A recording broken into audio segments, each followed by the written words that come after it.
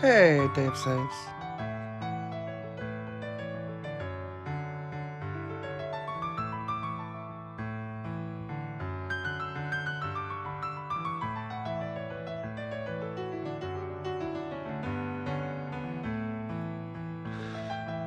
Oh, you know, I don't know. I'm okay, I guess.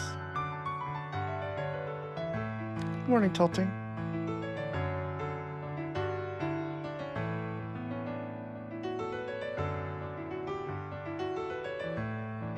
How are you, Dave Saves? May I call you Saves?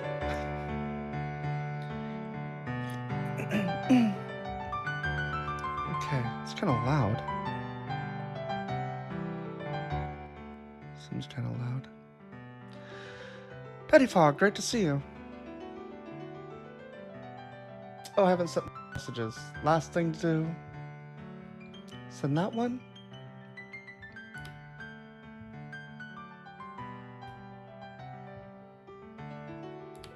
Okay. Now everyone will know.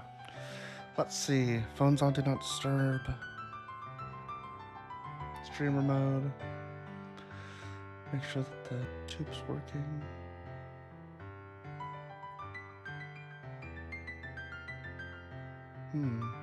What? Okay. That fixed. Hey, Darth Gently. Great to see you. Succubusy! Hi.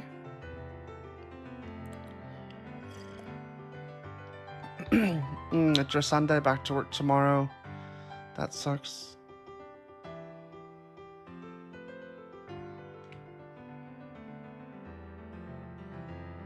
Oh, weird. It's popped out and it's not popped out. I'm gonna fix that. Howdy, Jed.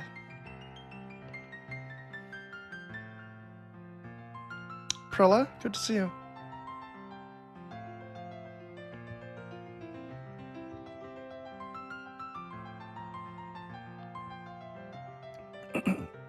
Excuse me.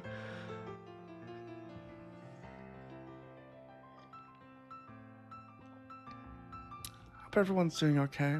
Thank you for the heart means. Dave Saves and Prilla. Let's see.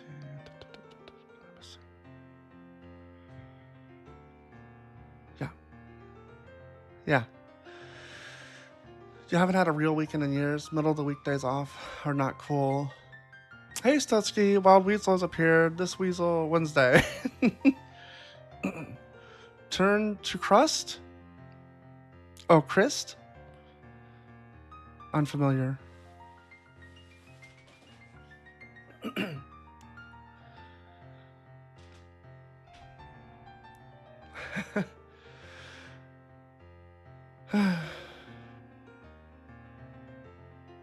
Thanks for the heart, Mistowski.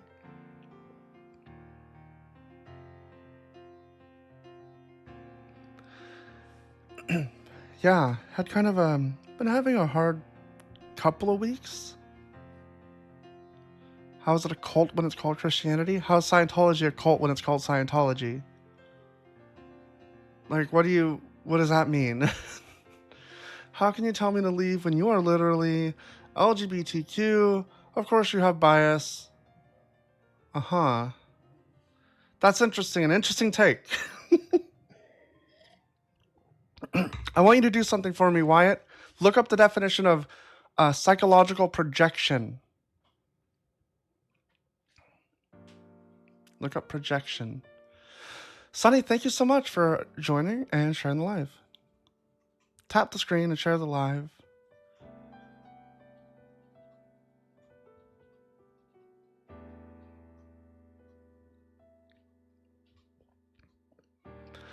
How much Leviticus do I follow? I'd probably not much at all. Actually, define it. I'm in a place of no cellular data. So projection is when you say that somebody else has done something and you don't realize that you've done it yourself. It's usually kind of like it happens when you feel insecure about a thing And to try to like keep people from seeing that insecurity, you will project it onto somebody else to try to like, create like a distraction sort of. So it's really more about doing it for yourself than anyone else, which is why I think that's why you're doing it now. Like nobody knows you, I don't know who you are. But when you do that sort of thing and you say like, oh, you're biased because of who you are, it's like, look in the mirror. Like you have an idea about what I think because of who you are, because of what you believe. Like it's just straight projection. I don't have anything on here about, being trans or anything. It's like not part of the prompt. So I don't understand why people bring it up. It's projection. They are so obsessed with it. The Bible says God exists? Wait a minute. The Christian Bible?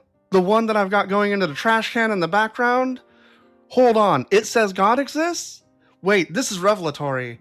Hold on. That Bible, the one that's drawn in the background that's going into the trash can? Oh my God, I haven't even looked at it.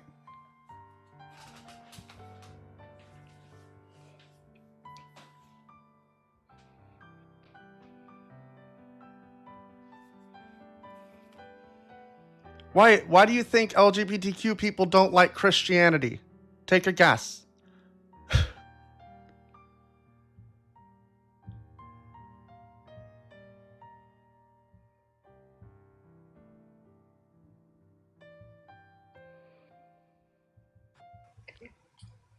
Hello. Hey, are you over 18 and what's your religion? I'm over 18. I'm an atheist, but I just have like a question. It's kind of stupid, right? Mm-hmm. So, God fucks Job. Does that make Mary a side piece? Think about that one. Fucks Job? Yeah, he fucked him. Like Not metaphorically, but it's all right. It's on metaphorically. an emotional level. Okay. All Okay. right, that's all. See ya. All right. Thanks for coming up.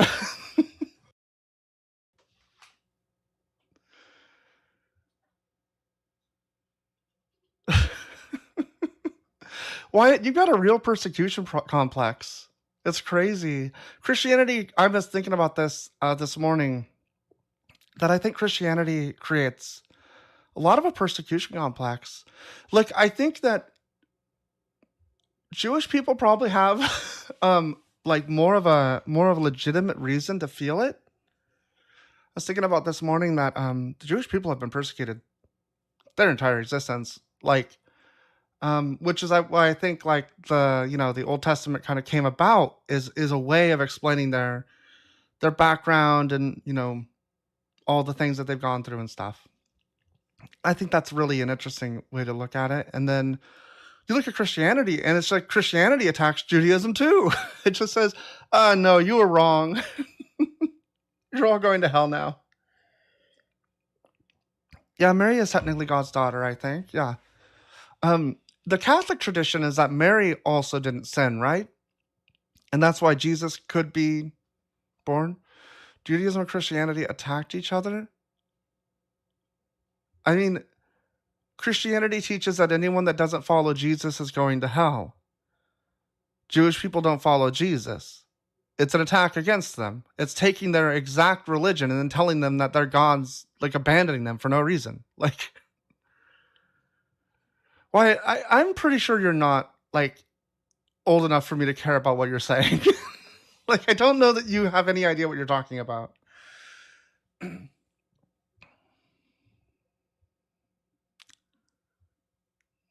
Hey, Sonny, thank you for the heart me. Go popular. J-Rap, great to see you. Thanks for the heart me. A question, suggestion?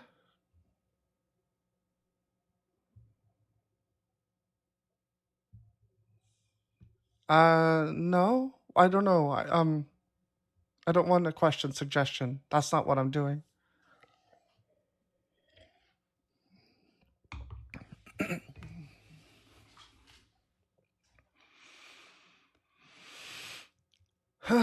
So my last live went really poorly. It was short. I got mad. I crashed out. I've been thinking about that a lot. because I was trying to go back and be like, not do that. It's my loss. That's great. Um, I'm fine. I have plenty of friends that I know that can tell me things. I don't need random person in TikTok chat to tell me anything. Like, I don't understand. I have moderators. Like, people are so like they're so self-important. It's wild. The ones that I hate the most are the people that request and then they say bring me up, bring me up, bring me up. Let me talk. It's like they're in the comments commenting about how they want to talk. It's just insane. Yeah, I couldn't take the Philbros. So I have a new banner that says no Philbros speak aloud.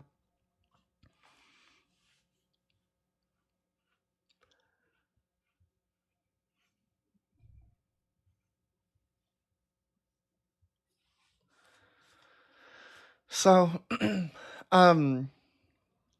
I assume that what I'm going to get is Philbros continually telling me one of two things: define cult or define Philbro.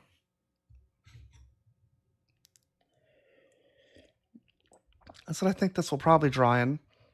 And anyone that does that, well, I'm willing to go down define cult route. That's a fair question. But define Philbro, I'm going to let you go. I'm just going to drop you.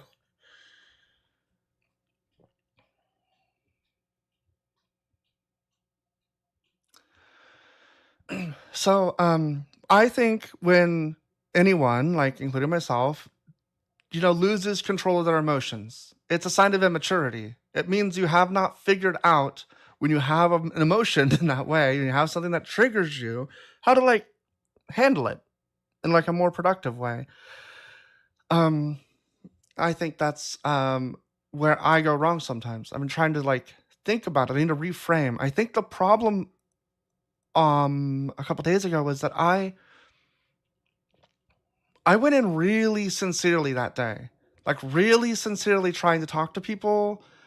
The last 2 lives, I've tried to be very sincere and like really engage, really try to get to people like, what are they? Hey, Chef Dan. What are they really holding on to here? Why do they want to be in this cult or whatever? I don't think they actually believe in the God. And just their insincerity and disconnectedness, it just broke me a little bit. So I'm going to be a little less sincere is what I'm getting at. Hey, Santos, are you over 18 and what's your religion?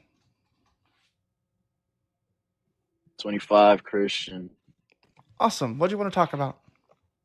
Can you hear me? Excuse me? Believe in. What do you believe in? Oh, I don't know. Like, I don't believe in any Can you hear me? gods.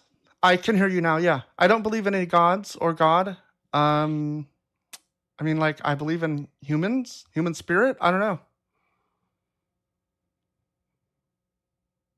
Can you be more specific? Is there like a particular area? Human You're spirit or really no? dropping out. I think you're No, losing I'm connection or just something. going on. So,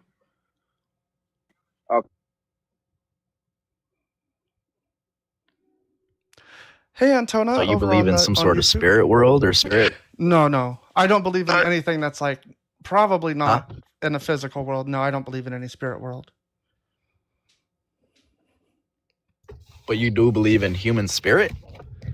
Like in a metaphorical, like the indomitable human spirit. You've ever heard that? Sure. Right. Just like I believe that but that has to we can arise from overcome. I somewhere. believe that we can overcome things. It arises through evolution, essentially. But I believe that we can overcome things. So like placebo effect or the universe? What is your goal here, Santos? What do you think is Well, going to I'm happen just at the end of trying to this? What is your want, your desire? My want, my desire. I mean, I'm a Christian, so I guess you would know, I mean, eternal life, eternal peace. You think I'm offering that? Why are you here asking me about what I believe? What do you care? What is going on? Like, I'm not sure what's happening. Well, this isn't interview me time. Well- like, I'm not sure. Why aren't we talking about your cult? Well, I just want to hear your side of things. I mean, I want to just see where you stand, Okay. So Okay, you're that's atheist, fair. right? You don't believe in any god or gods? Right. Yeah. I used to be a Okay. Christian for a few decades. I don't think that it's true.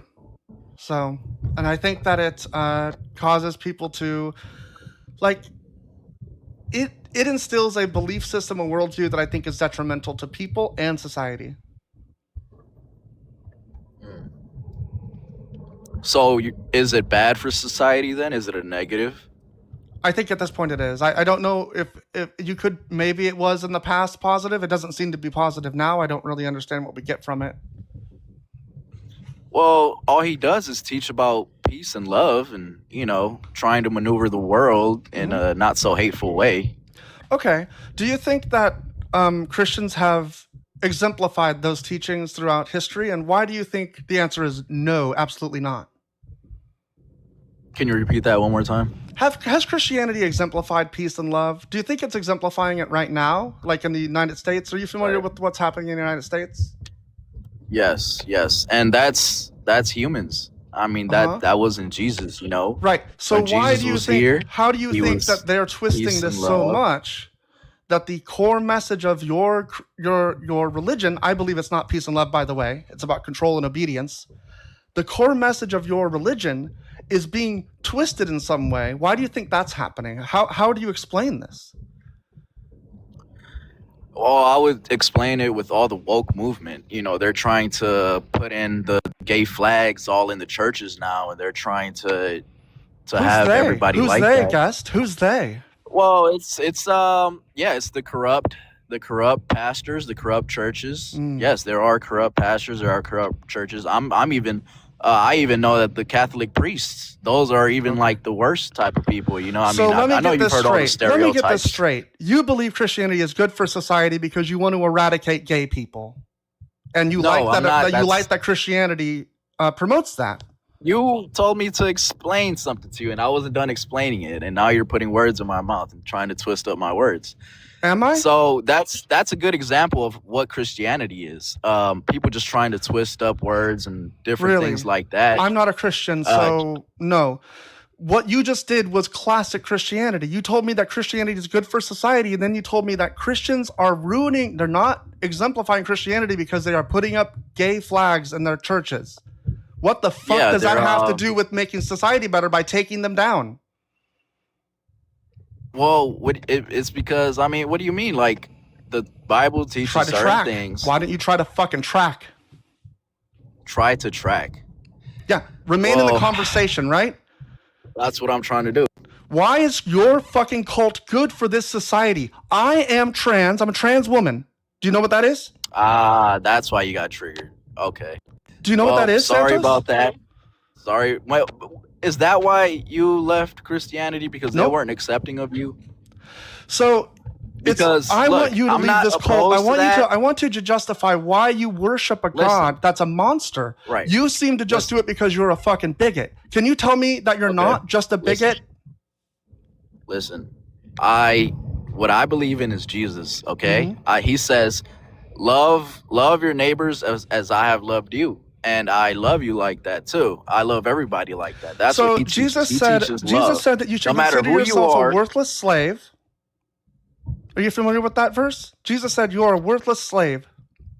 You should think of yourself that way. I am not familiar with that verse, so can you like tell me where is that from? Yeah, we'll bring it up real quick. Me and God.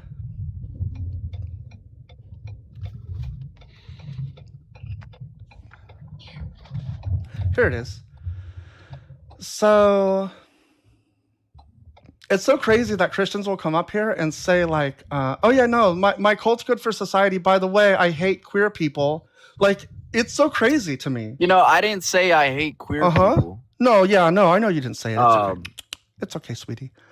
But Jesus, he does say to love one another. He doesn't say anything about hating people. So I don't think hate that's nobody. True, I have no hate towards you. You I have don't no know hate anything towards about gay your God. people. It's crazy. He does say that you should hate people, in fact, but we'll get through that. So Jesus says, who among you would say to your slave, who has just come in from plowing or tending sheep in the field, come here at once and take your place at the table? Would you not rather say to him, 'Prepare supper for me, put on your apron, and serve me while I eat and drink. Later you may eat and drink'? Do you thank the slave for doing what was commanded? So you also, when you have done all that you were ordered to do, say, 'We are worthless slaves. We have done only what we ought to have done.'" So that's how Jesus wants you to think of yourself, as worthless slaves. This is the kind of mentality that this terrible cult instills in people. He's talking from the time that he was born in. And from the time he was born in, slaves were perfectly normal, just like women being servants and, women being obedient and submissive were perfectly normal. Everything like that was Were they perfectly good? normal. It was a different time. Was slavery It's good? now 2,000 years later. Of course, slavery things good? have changed. Of course, society Things has have changed. Have they changed Of for the better course. or the worse? Well, I mean, It's crazy. You don't want to talk about the fucking you're not shit a your God. slave. You're not You a don't want to slave, talk so about. yes, for the better. Oh But wait, he so was speaking to the people of that time, so it could make sense of what is going on in their time and how he can make sense of things in their language, because a lot of people were, couldn't read or write. They didn't have much much knowledge on anything. So Right. he tried his best to explain to people the best way he can, the best way, slaves were So, normal back then. Yeah, I why do mean, you think slaves were so normal? Why do you think slaves were so normal for the Israelite people, for the Jewish people? Why do you think that is? that's a good question. Yeah. I don't know. Why do you enlighten me? Or? Yeah. Your perfect God gave laws allowing for it. So in Leviticus, he gives this law. As for the Is male Leviticus and female Old Testament? slaves, it is. Is your God Old Okay. Testament God? Well, no, my God is. I believe in Jesus, so I believe the New Testament. So you yes. denounce this. You just say Yahweh. No, I do not. No No, way. look, this is Jesus fulfilled all of the whatever you want to call it. I'm not sure what that all has the to do with stuff in what the I'm Old talking Testament. about. I'm not sure what So- that has to do with what I'm talking about. Jesus, when he came, he basically fulfilled. Do you remember how we everything in the got New here, Old guys? Do you Testament. remember why we're talking about this? Or is your brain really this fucked up from this religion? I'm sorry, cult. I don't want to speak about brains being fucked up here, but Mhm. yes, continue going on. Yeah, curious. Do you remember how we got here? Are you able to track? Yes, just carry on with what you were saying. Repeat Leviticus back what? to me how we got here because you seem unable to track. You're talking about No, shit I that am. doesn't matter. Well, because you're reading from the Old Testament. I'd rather you read something from the New Testament. I did read from the New Testament, and you said, well, slavery was just normal then. And I said, do you know No, why no, slavery after was that, normal though. then? Yes, then you said, read I from don't the know Old why. Testament. How, But can you how read old are something you? that This that is really has that troubling. Do you remember what's happening? Yes, I do. Track it. Tell me what's happening. What did we just discuss, and why are we talking about the Old Testament? Because I asked you what you were reading from in Leviticus, and you said the Old. Yeah, you said Jesus the Old Christ. Testament. Which testament? So remember, do you remember why I went here? Fucking, it was like Yes. 20 seconds. Yes, but you're reading from the past. If anything, the Jews, all in the they're from the Old Testament. Their Torah it's is the all in Old the past. Testament. Guys, it's all in the past. None of this is happening now. The fuck is wrong with you? Do you remember why Jesus. I'm reading from this? Do you remember Yes. it? Fucking Yeah. spell it out, you idiot. I have other people in the box. I can just move on. You're not that important. I mean, just I'm sorry just I keep going on. insulted you. I'm sorry I insulted you. You're not an idiot. I just need you to track. I just would like you to track. Yes. So we're what talking about happened is- slavery. Exactly. We're talking about slavery. And I said, do you know why Jesus found it to be normal? And you said no. And so I'm showing you why. Okay, continue on then. It has Sorry. nothing to do with what Jesus fulfilled. Okay. So Jesus found slavery totally acceptable because God said it was totally acceptable in a law. As for the male and female slaves whom you may have, it is from the nations around you that you may acquire male and female slaves. You may also acquire them from among the aliens residing with you, from the families who are with you, have been born in your land. They may be your property. You may keep them as a possession for your children after you, for them to inherit as property. These you may treat as slaves. As for your fellow Israelites, no one shall rule over the others with harshness. So you worship a God that gave laws that instituted slavery, that said slavery was allowable. It doesn't say that you have to own slaves, because that's ridiculous. It's obviously just saying that you can have slaves. I don't think that should ever happen. It seems wrong and bad. Why would you worship a God that did something so wrong and bad?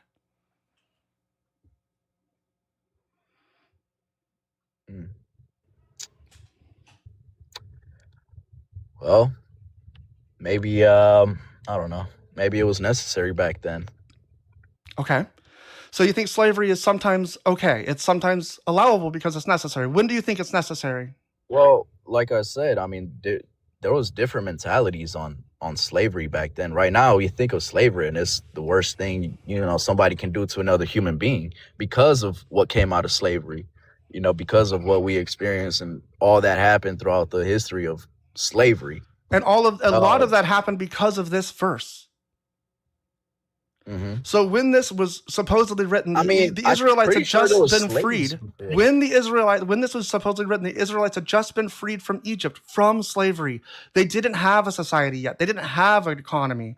And God said, these are the ways, when you settle, this will be how you handle it. You will have slaves. It was set up as a slave economy from the beginning. All God had to say was no slaves. God says no to things all the time. No shellfish, no mixed fabrics. The old laws had all kinds of these things. Now, I don't think Mm. that God exists. I understand that you're saying that, like, this is a different time or whatever. It is. These, I think, are laws that are written by people, have nothing to do with God. But if you think that Jesus is God and that Jesus is Yahweh, that Yahweh wrote the laws in the Old Testament, which we'd have to for that to work, right? He'd have to be the same Yahweh that did the prophecies, that made Jesus, whatever. So all of it has to work together, which means you have to accept that your God endorses slavery. Like, he thinks it's fine. He thinks there are at least instances where it can happen. And I just don't see why you can't say no to no slaves. Like, why not? Okay. So all right, I accept everything you just said. Can you update me like on a new verse that talks about slaves just from the New Testament? In what sense? I don't know, just give me an example of what it says. Do you know anything that of slavery in the New Testament? Yeah. Of what I what got one. Jesus I says? got one. Oh, well, Jesus, I mean, I showed you the one where he says the thing about you are worthless slaves, right? Yeah. Would you accept, I think it's Paul? Let's see. Let me get, I don't know the authors that well, honestly, and they're all like liars anyway. So in Ephesians, we have this in the New Testament: slaves and masters. Slaves, obey your earthly masters with respect and trembling, and slight singleness of heart as you obey Christ. Not as slavery performed merely for looks to please people, but as slaves of Christ, doing the will of God from the soul. Render service with enthusiasm, as for the Lord and not for humans, knowing that whatever good we do, we will receive the same again from the Lord, whether we are enslaved or free. And masters, do the same to them. Stop threatening them, for you know that both of you have the same Lord in heaven, and with him there is no partiality. So, New Testament's like, obey them. Masters, stop threatening them. Stop that. Knock it off. Come on. Yeah. So I take it to be that slavery was just an artifact of Israel economy, of Hebrew economy or whatever. It's because they wrote it into these laws, but I don't think that God is real, or that you could say that like you didn't inspire the laws or something. There are different ways that I think kind of get out of it and make it so that you don't have to bite the bullet on it so much. But it is hard, especially because the laws get worse. This is one that I think is in the like medium high range of like bad, but there's other stuff that's just like, burning women alive for having sex. It's not conducive to a good society. Mm-hmm. Well, I don't see any preachers preaching that. Mm-hmm. Do you think that they were during slavery times, or what do you think? Like in the U.S. when we had open slavery, do you think that they were preaching it, or do you think that they were trying? All of them were like, "Why are we doing this? Why do we do the thing the book says?" Maybe. Well, I can't say for sure. I'm not too knowledgeable on that. Okay, well, I can tell you they didn't. They did preach it. They told the enslaved people, in fact, they had something called the Slave Bible, where they took out some of the verses that were about like freedom and stuff from Egypt, but they kept the ones about, slaves obey your masters, that sort of thing. These texts have had a very bad effect on humanity. Very bad. But even like my point wasn't necessarily about the effect over time, because we can't change that. My point is that Jesus instills this sort of mentality, and you're still kind of defending it, which is really troubling. This is one of the things that I really hate about this cult, is that Christians will defend slavery, they'll defend burning people alive, they'll defend terrible things because God defended it at some point, and they can't offend their imaginary friend. It's not useful to society to think this way. Okay. Why Christianity? Why not Islam or Judaism or Hinduism or Buddhism? Those are not anything that I've had any real experience with, and they're not currently threatening me in any way in my, like, in the United States. Like, they're not at all a Okay. problem. Right. I could see, okay, from your standpoint, you say you're trans and this and that. Okay, yes, I probably hate Christianity too if a bunch of Christians were just fucking after me, just talking shit, saying I'm not, saying I'm not a real Christian or whatever, or I'm supposed to be straight, this and that. Yeah, I'd be in your position as well. But I mean, Don't there are assume some anything Christians about as me. well. You don't know my Okay, story. Don't okay. assume things I about don't me. know your story, you're I right? But listen, No, you need to uh, understand something. I'll let you know there something. are I'll let you know Christians something. out there It's who not accept because you I'm and love you trans. for who you are. Santos, get off this track. It has nothing to do with this. Okay? I didn't transition for a very long time. So just forget this track of thinking. We need to engage with the fucking thing that I'm talking about. I didn't say anything about how people treat me. I said it's bad for society. People shouldn't consider themselves slaves. They shouldn't consider themselves to obey masters. That's crazy. It's creating problems Well, where have you people are read the okay with people shooting people in the street, and they're defending it because of this. I think it's because of this. Well, I don't see much slave things going on in the U.S. or anything like that. Do you know what the Um, 13th Amendment says, that imprisoned people are slaves? Like, we did not get rid of slavery. So please, I don't care about what you see and what you think is going on. Okay? Like, look, I'm sorry, this is really frustrating because, like, I feel like people are in this weird bubble. We are currently under a fascist administration that is destroying us. And I think it's rooted in this shit. And I'm trying to show you how. That it leads people to think in a certain way that makes them obey. It makes them coalesce, or not coalesce. It makes them submit okay. to You're authority. you're right to a certain extent, because I don't think the sole message of Christianity has done that. I think just people, humans, wicked humans, the devil, he's tempted us, he's influenced us, he's had a bunch to do in Where society as there's well. nothing in the book that says that the devil, there's all these things that say the devil's the father of lies and these sorts of things. The devil does barely anything in the book. And all of these things you're talking about, they're just outcomes of the way the religion is. It's not Mhm. like it's from the text, and it's from, like, the way you have to think about the text. Right. So let me put it this way. Why do you think sin is in the world? Well, we ate the fruit from Okay. tree And of why was knowledge. that a problem? Why was it a problem? Well, God told us not to, and we did. Disobedience. So the first Disobedience. sin that all sin is rooted in is disobedience. The book is Mhm. about obedience. It's about doing what God wants. God is first. The first two commandments are love the Lord your God and put no other gods before him. It's all about worshiping God. It's not about love and peace. Jesus came and he put, like, kind of a flowery spin on it. But It's not a most flowery spin. He literally, I mean, he changed it. Jews just have a hard time accepting it, but he literally, I mean, yeah, I mean, he kind of updated it in a way. Well, he Uh, didn't actually. He said that not a jot or tittle will be taken from the law until heaven and earth pass away. His intent was not to change the law. His intent was not to overthrow the Pharisees and stuff. He came to show that they were doing their own practices and their own traditions instead of Mhm. following the law. I could show you this in the scripture. Yeah, I mean, he came, he basically was trying to tell people to go from ritual to a relationship. Instead of doing No, rituals, instead it'd be not at relationship all. with Not at all God. what he did. Um, I mean, okay, you take all this bad stuff from the Bible, but what about the good? Yeah, I mean, I know if you've read the Bible, I know you know that he's a very wise man, Jesus, from all that he's spoken.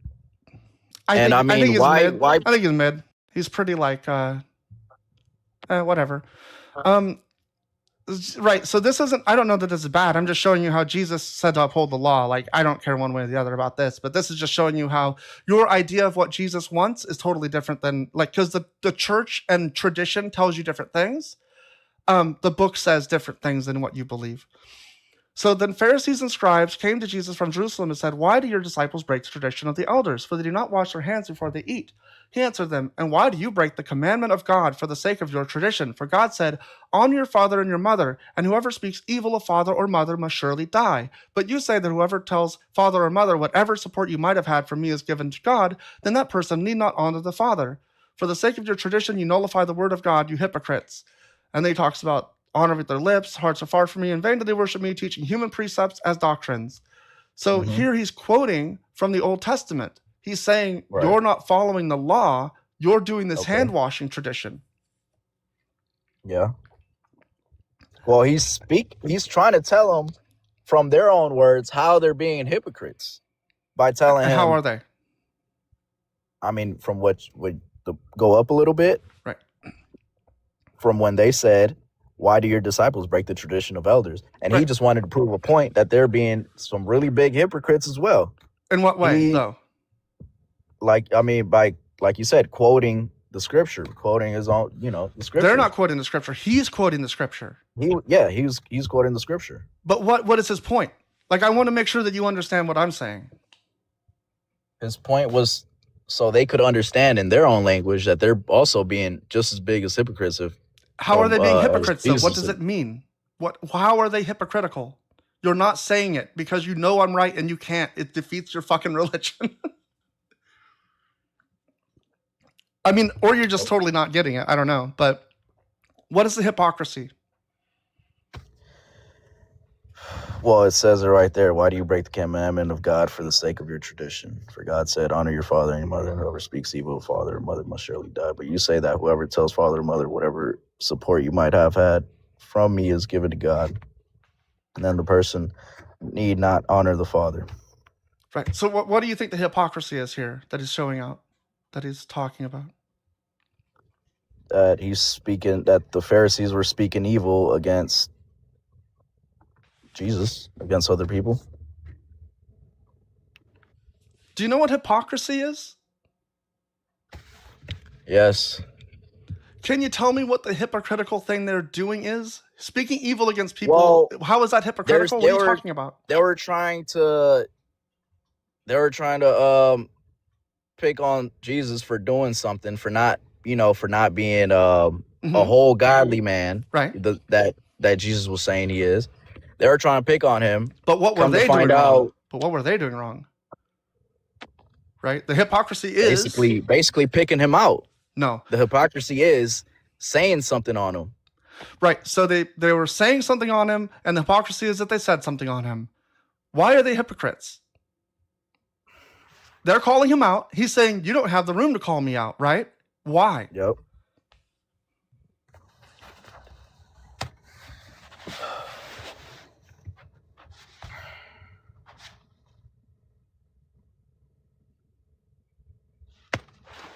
I don't know.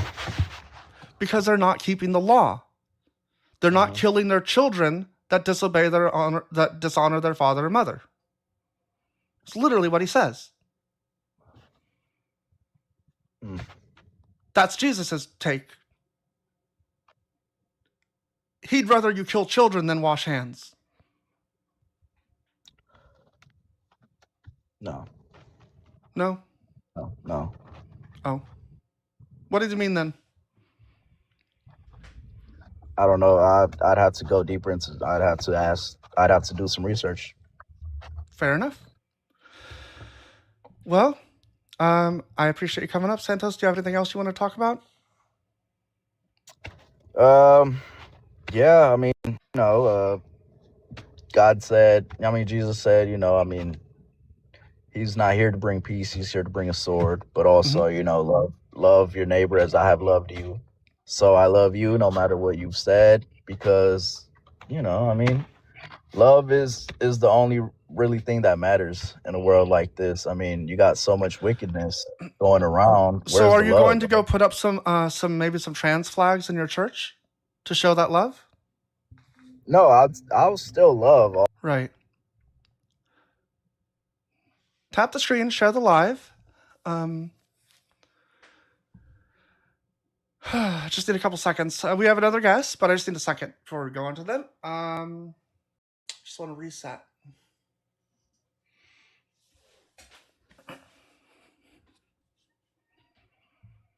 Yeah.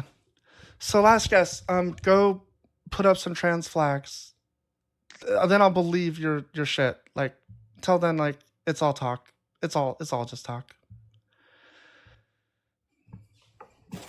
Hey, are Okay, you so over I have 18? And what's your religion? I'm 19. I was born in 2006, and I graduated last year. And I am Baptist. Okay. What do you want to talk about? Sorry, what were you saying? What do you want to talk about? I would like to talk about. So, do you only not hate on Christians, but you know what I mean? Do you only not Well- like Christians almost, or think they're a cult? So, Sorry, I have a whole bunch of birds, and they're going to be in the background. okay. It would be nice. Are you able to get away from the birds? Yeah. Hold on. Let me go in my room. Okay. Hold on.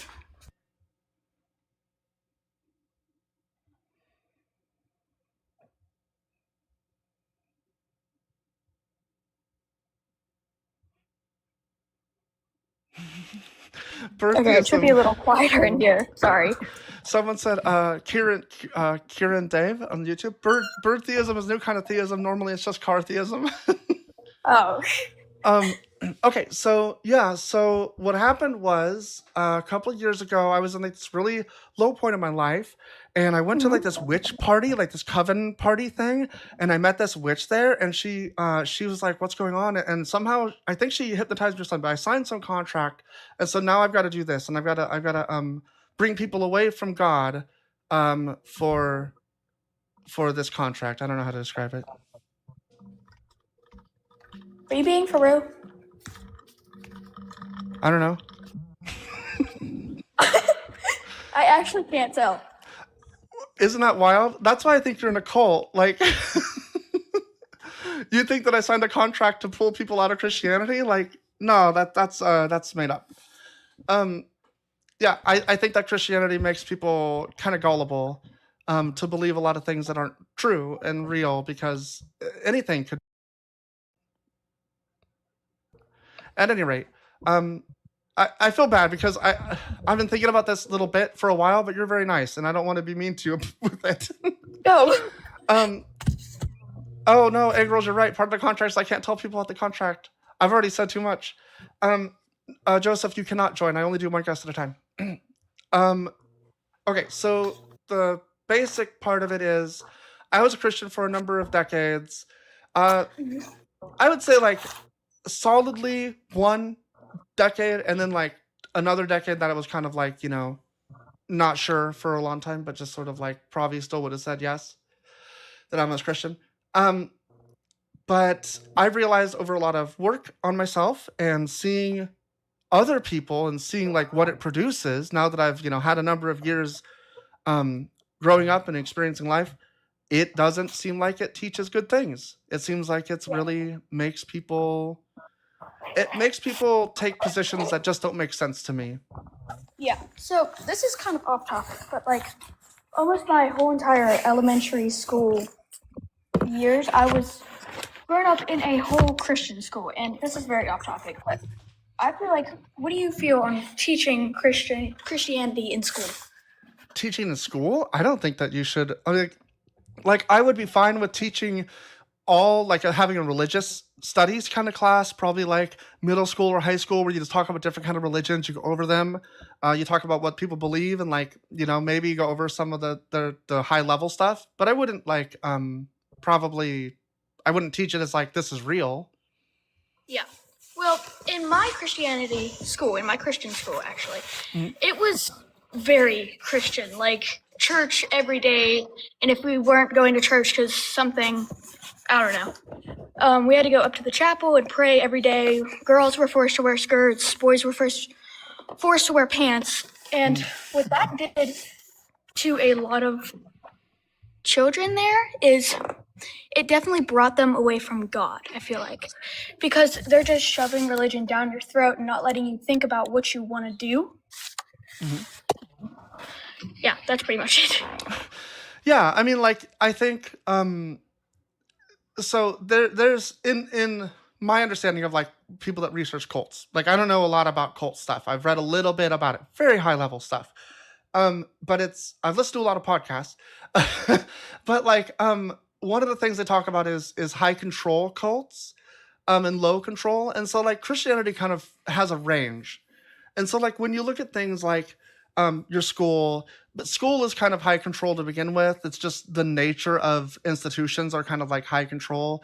And so like making people dress certain ways, like it's tough because like I think the religion probably has more influence on that than most schools would, but it's not outside of, it's not entirely religious.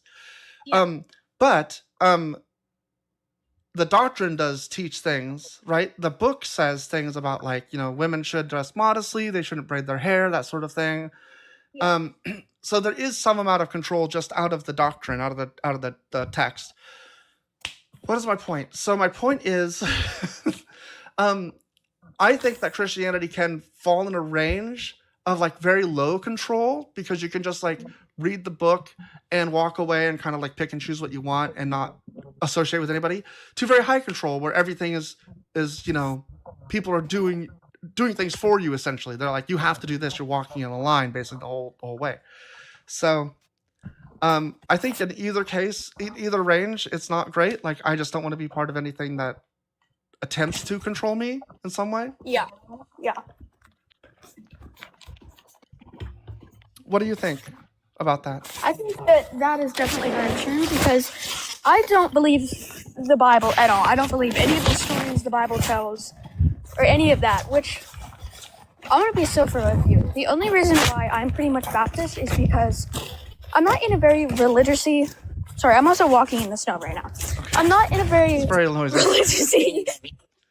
I'm not in a very religious-y family, but I'm nervous like if I'm not Baptist, because that's what pretty much my whole family and like close relatives and stuff are Baptist, and they're not gonna look at me the same way almost. Sure. Well, so it sounds like you're kind of like deconstructing already. You're kind of leaving this behind. Yeah, I'm trying to slowly but surely. Yeah. Do you have any what do you call it? JT, I know they sound young. They said they're 19. I think they just have a young voice. 19. Do you have any resources on this? Like, I know that there's Recovering from Religion. I think it might be .org. And there's a Discord community that I'm part of that's called the Deconstruction Junction. So I want to say Zone because that's Justin's channel. The Deconstruction Junction. Are you familiar with that? It's like a Discord server. I haven't Okay. really done any. People are saying that you look very young in your posts. Are you really 19? I will get in trouble if you're not. I'm 19. Okay. I know. But I don't know that we have a lot to talk about. Because I'm really just looking to talk to Christians, and I think that you're kind of like, I mean, do you have anything else you want to ask me about? Not really, honestly. Okay. Oh wait, yeah, actually I have one more thing. Sure. What do you think about like let me think. Hold on. It won't click. Oh, Greek gods. They're cool. Do you- I think they're very interesting. Yeah, they are cool. I've done a lot of research about them. And I'm thinking about following them. Okay.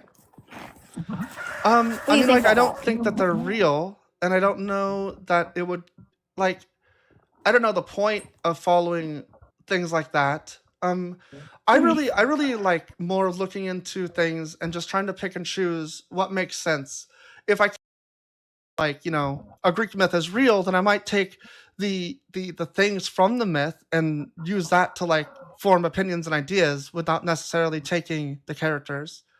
Yeah. And it's kind of the same thing with like there's a lot of they were gone. There's a lot of philosophy though that like I don't like the philosopher, but I like the some of the ideas, but not all the ideas. Okay. And with that, we'll go to our very next guest. I don't know who was next. Hi, are you over 18 and what's your religion? Yes, I am. I just joined. I'm in the car right now. Sorry. Just joined TikTok live. What else did you ask me? Oh, I guess. Okay. I just was kind of intrigued by this topic. So, or I guess I'm wondering, like, do you have like a religion or a title that you call yourself or anything? I don't. I'm an atheist. Maybe agnostic atheist. Like I could be probably like there's a certain amount of I don't know as far as where the universe came from, and that's the only thing that I'm like maybe there's a god there, but doesn't seem to be a god anywhere Right. else. I gotcha. Okay. Forgive me. I've never joined a live before. I just. Are you currently driving because it's not allowed on? No, on no. okay, I'm in okay. the passenger seat. My Okay, husband's cool. right here. Yeah, and if you hear, it's my son in the back seat. I'm sorry, but anyway. So, I guess I heard you say something to the previous person about like, and I might butcher this. This is not verbatim what you said. I'm really Sure. sorry. I don't mean. Oh to no, you're good. You're good. I don't know what I said put either. words in your mouth, but you said something like you don't believe that Christianity is teaching the right things to people. hmm And I guess I just wonder, like, what is it? Do you just mean like what's the word I'm looking for? Like Christians get a bad rap because mostly they're bad people. Like they're just they're stuck up, they're judgmental, like you Mhm. know. So do you mean like those types of Christians? That's what So I think No. that's kind of an outcome of the way that the doctrine works. 1 second. Hey, Astrid, how's it going? Did you want to come up and say something or? How are you? I literally, I don't really have anything to contribute. I just wanted to ask, like, I wanted to ask this for a while because your girl voice is amazing, and I've been trying to voice train, and I was just wondering where, like, do you have any video recommendations or anything? Unrelated. If you want me to go away, I can. Oh, I'm sorry. I don't know. I took some voice lessons that I didn't really try very hard at. There's some apps that let you voice like see if you're hitting into a right range or whatever of sound. But I appreciate that a lot because I don't feel that way about it. Oh fuck, we lost another person. I'm sure. sorry, Astrid. I'm sorry. I totally got sidetracked on this now. Guest, come back, guest. It was. I'm sorry. I can drop. Guys, come back. You're welcome to stay.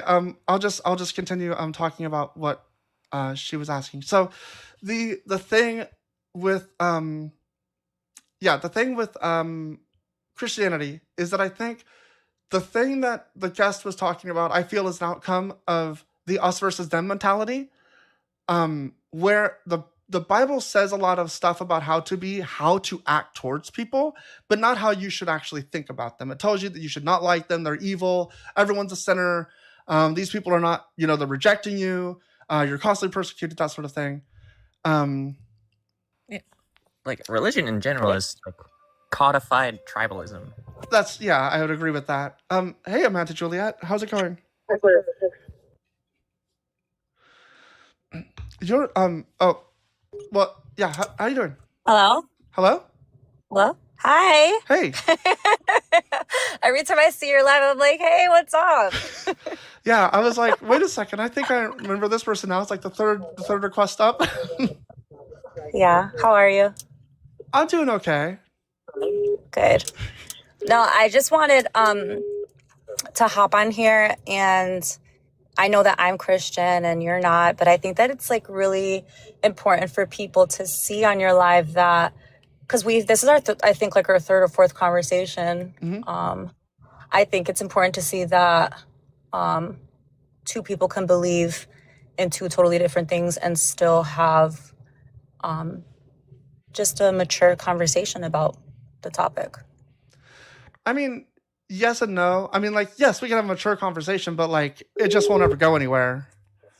Like, No, because yeah, no, 100%. Because I believe what I believe, and you believe what you believe. So, well, but let me ask it you doesn't this. make me. Let me Yeah. ask you this. Because I know that you're a police officer, right? Yep. I am very against the police. I have been like Oh, holding sorry. back on you because I think Oh, you're a nice person, and I don't want to talk about that. That's a whole separate thing. Normally, it's not like my business, right? But yeah. I It's do okay. think that this religion, it goes hand in hand with the kind of problems that we see in policing. Yeah. So I became a police officer to try and make a change to the view of police officers. I know I can't change the entire department, and I can't change, the entire world. Well, And it's because it's a systemic problem. Like, the problem isn't like the people. This is the problem with Christianity. It's not the people, it's the system. yes, honestly, the judicial system is very broken, and it's sad. The court system too, the judges, that brings us all the Policing way in to general. politics. No. Policing in general. Like, we shouldn't have people, like, the majority of our interaction with the government shouldn't be through with guns. Like, and it seems like that it is. Like, we have this huge amount of force being placed upon people for no reason, Mm-hmm. For the wrong reasons too. and for the wrong reasons. Yes. For a lot of power. There's a lot of power trip behind it. Yeah. A lot. So I mean, There is like, no reason for the government to ever use violence against its people. It's sad. It's sad. It makes me sad. And you know what sucks? And this brings us back to Christianity. I hate how the government tries to use Christianity or the Bible, or even with this whole, what is this new thing with the Super Bowl, and like the second time there's like another show because of Charlie Kirk and the oh my whole, God. what is that second show? I don't know. I haven't heard anything. I don't follow football enough to Oh begin my with. goodness. You would be so upset about this then.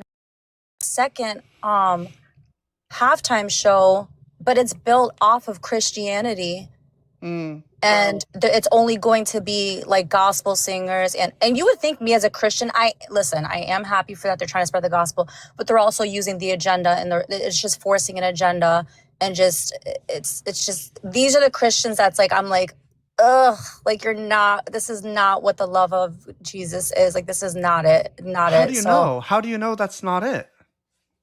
So, because of what, so when I know you know this, I started reading the Bible last year. I was a little uncomfortable with the Old Testament, and I know we talked about that. The New Testament, when Jesus came down, sorry, I'm at work. When the New Testament and Jesus came down, Jesus showed such a love to people. Except for that Canaanite that's how I know. woman, right? Like, he was like, That woman. Is that the story when you were saying that he called her like a dog? Or I don't Yeah. I remember you bringing that up. Yeah. He withholds from her at first and said, I'm only here for the people of Israel. And then, like, she won't leave him alone. And he's like, you're a dog to me. And then she's like, I am a dog to you. And he's like, all right, your face big enough. You can be healed. Your daughter's healed. It's that kind of like relationship that I think, like, and I think this is kind of like, it's interesting, right? Because when I was a Christian, that's not how I would have seen the story. And I know how Christians see the story. The Christians see the story as Jesus is like wanting somebody to like actually believe in him. And he's like, where are my actual believers? And she's like, here I am. And he's like, I can't tell. And she's like, I really am. And he's like, great is your faith. That's how I think they see it. But if you read the words, it's not what's happening. And so that's where I think it becomes a problem, is that like you have like an idea of who Jesus is, but then when you go to the text, he's not that person, and you have no idea what you should do to like actually emulate Jesus. What should you deny people until they, are really groveling? How do you determine when that's appropriate? I try. So the way that I go about it is I want to love my neighbor. I don't want to judge anybody. So I want to treat everybody equally, and I think that's what he was coming across. But the book doesn't say that so much. It says to love your neighbor, but I don't think it ever says treat people equally. And it says that everyone's like a sinner, and everyone is, and that unbelievers like are like willfully against you. Like it makes it out to be where people that are not Christian are like basically evil. Who were the neighbors, Amanda? Humans. No. No. Gentiles weren't. No, this didn't include Gentiles. Actually, I actually Okay. wanted to ask about this because I always want to bring this up because I know in the Old Testament it explicitly says it's the Israelite people, but in the New Testament somebody asks him, "But who are my neighbors?" Don't they ask him, and he says it's the poor and whatever. Yeah. I think when Jesus he wants one, I don't think his message was to hate Well, it's confusing because anybody. God's message was different than Jesus's slightly Yeah, in that that- respect. But I just wanted to know, actually, am I remembering this correctly, or is it like, did Jesus change it? Like, what's going on? So, in the perspective of like a scholarly sense, we would look at the Gospels and like the contrast, right, and who the message was for, and who they were trying to like spread this to, because it realistically it was just propaganda, right? And there's like different viewpoints on who they should love. I am actually hold on, let me pull up the verses that I'm thinking about. Give me 1 second. Okay, I can also put them on screen if you need.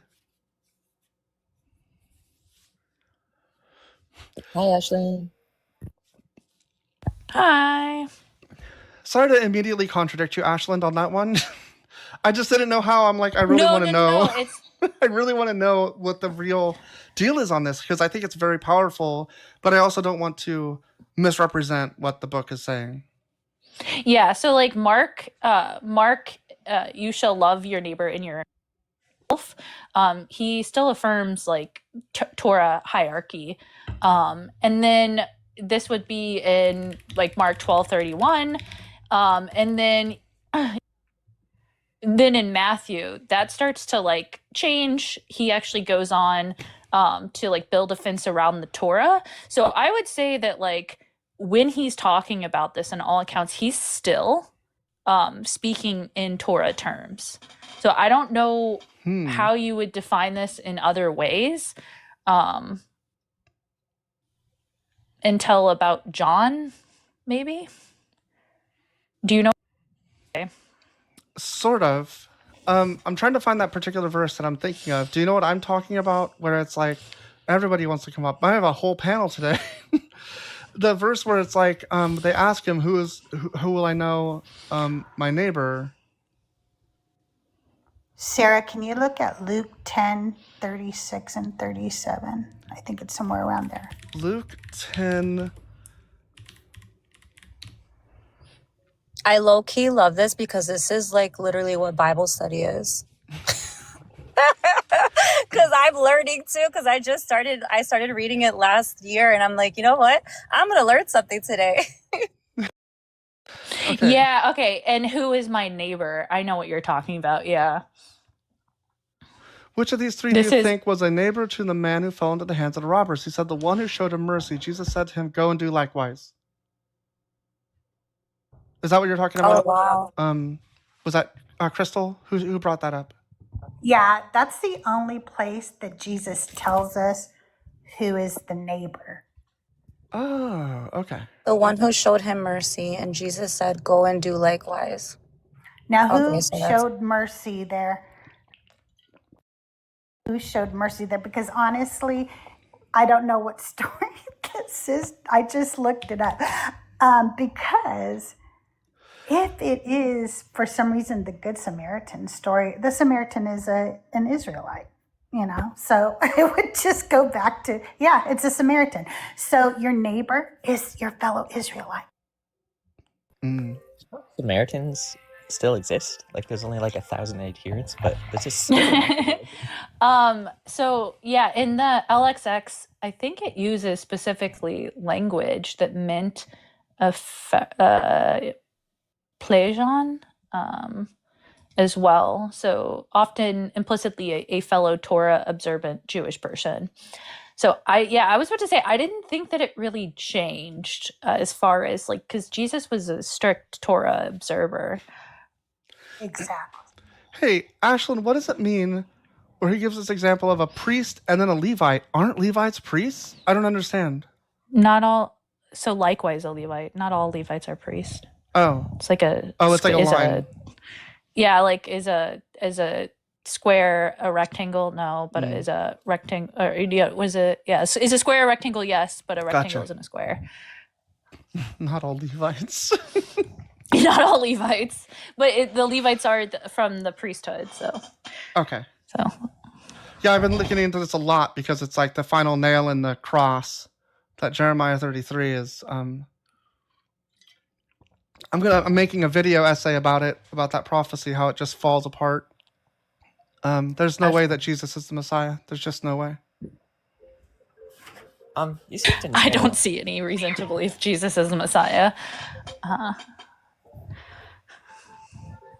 Sorry, I was just one like so. Oh. No, sorry. I was just gonna ask you. Levites is what the book of Leviticus applies to, like solely, or how does that work? I've been wondering. No.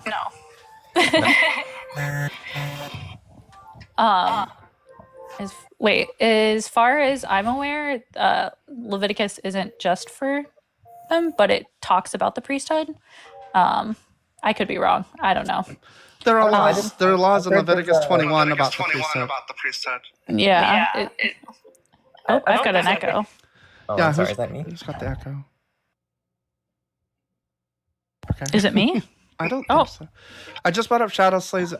But wait, I don't who is have it? anything to contribute, so I'll drop. But you guys have a Okay. good night. Thanks for coming up.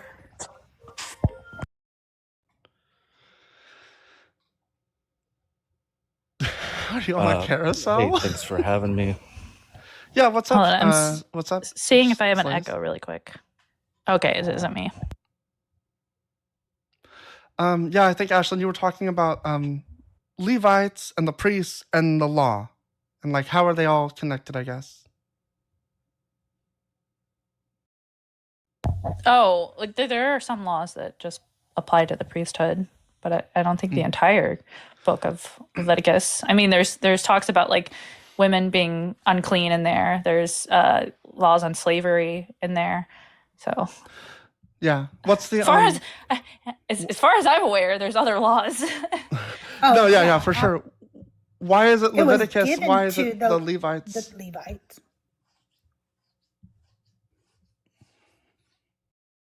Crystal, you were speaking? It was given to the Levitical priests. That's why it's called, the Levitical law. But the law applies. There's 613 laws. Some apply to women, some apply to men, some apply to priests. But it's for the law given to the Israelites.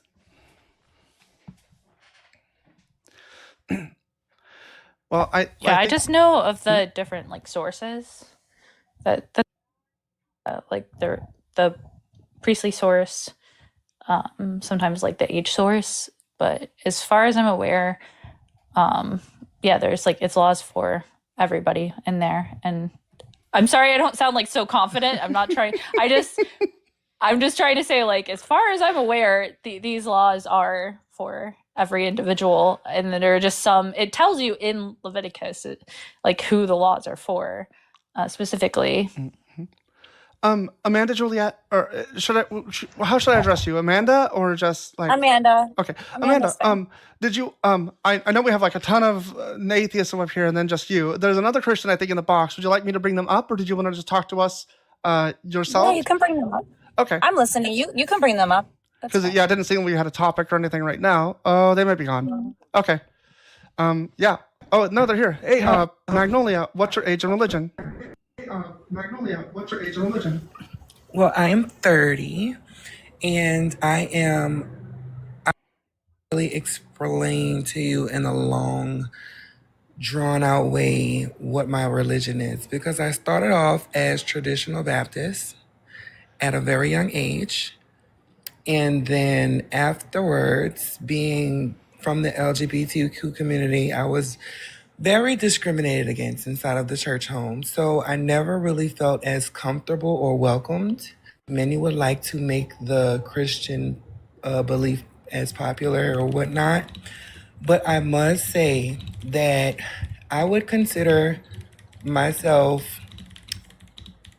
of the conscious Jesus energies that they portray in the Bible.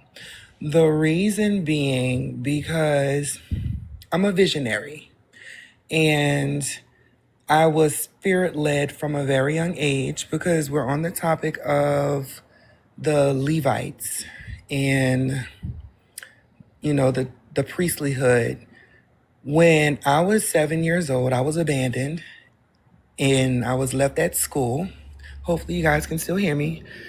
But I was abandoned, left at school, and I was in foster care all the way up until I was 18.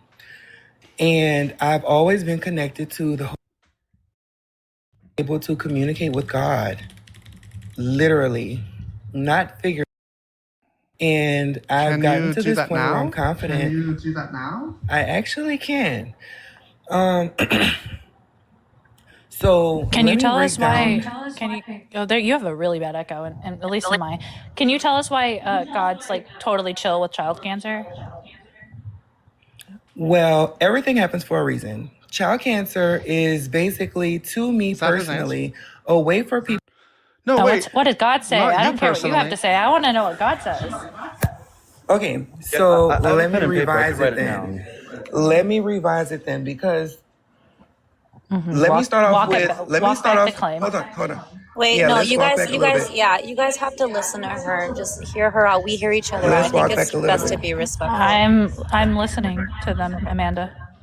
Hey, Okay, can we do so something to get in rid of the regards echo real to quick? the question, Can you wait for 1 second, Magnolia? If you mute for a second, Magnolia.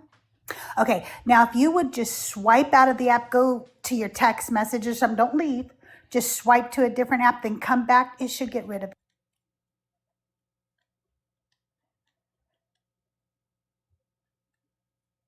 Okay, you can, is that let's see better? if that worked. Oh, it did not work.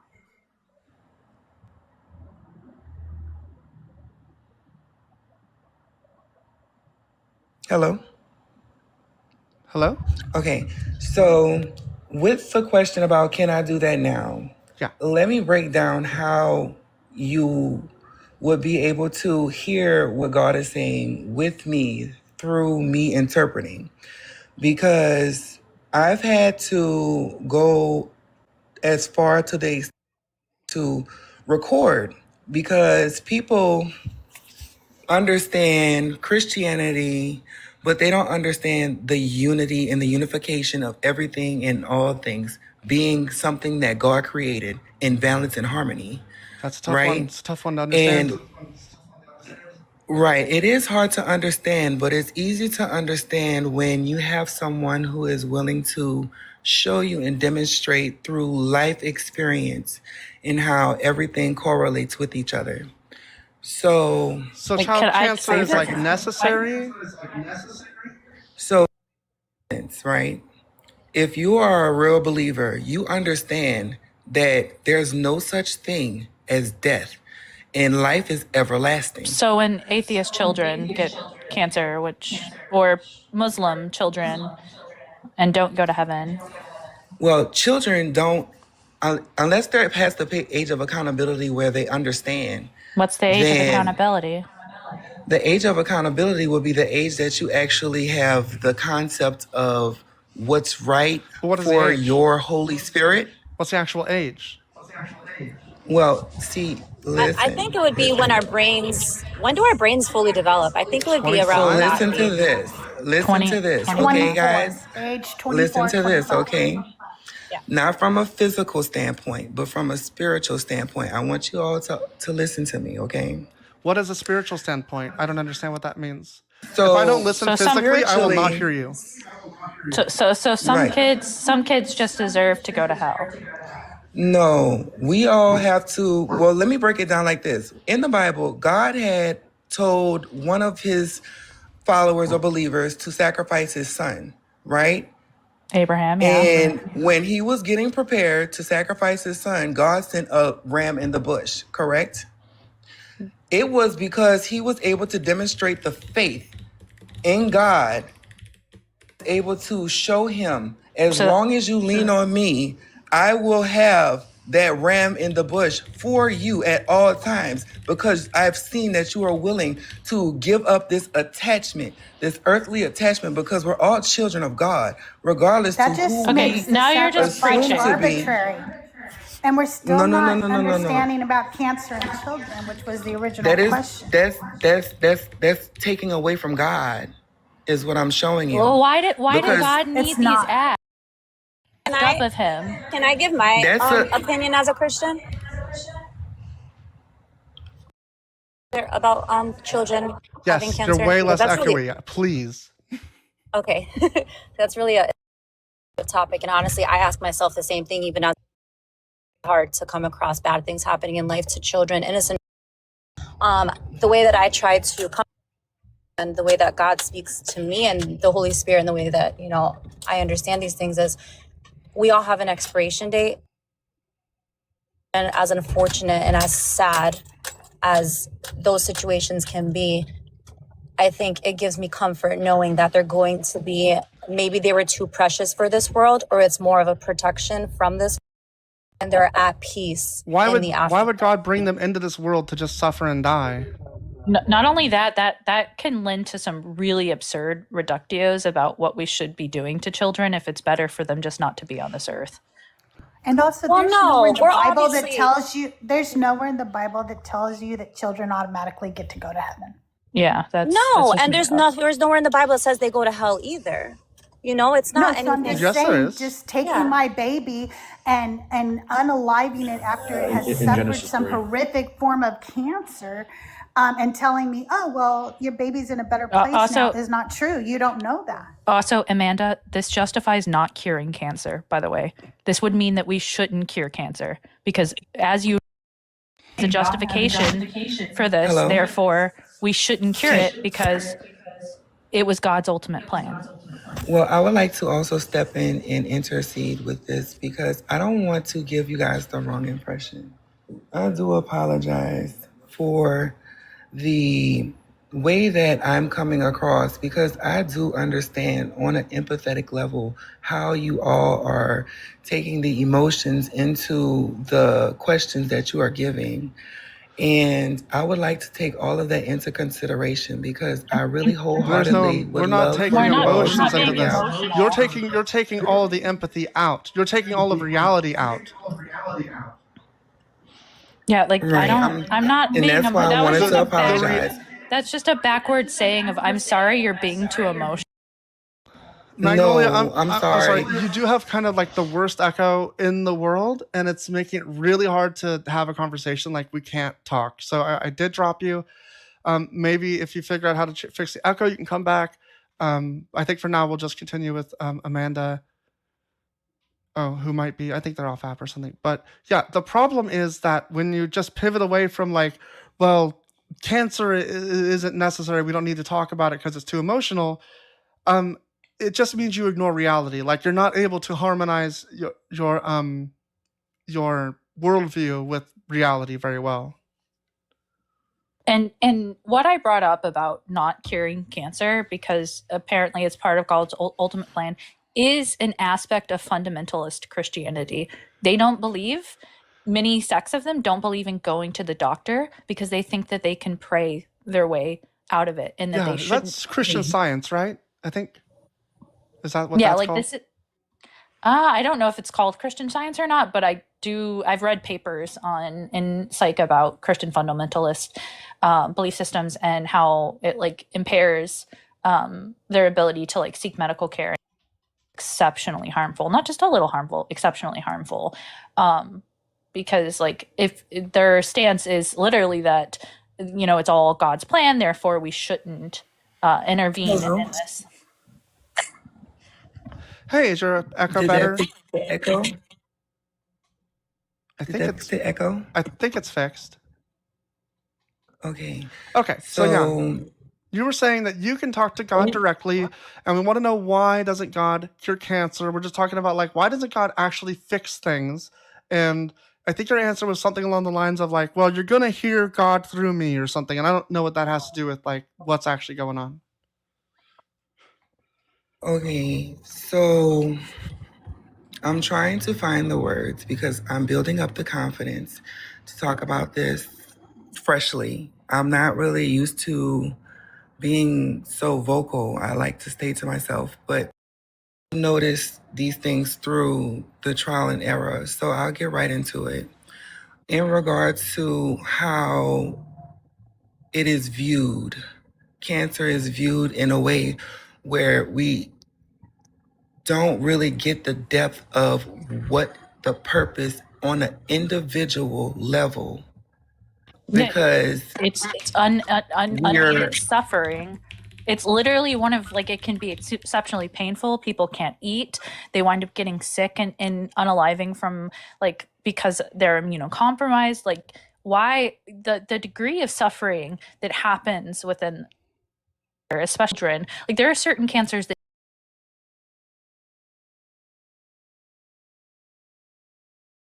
system, God is good, and this is justified. You would have to say that like this is justified, that it's good in the end because of the utility, which I think utilitarian ethics are horrible.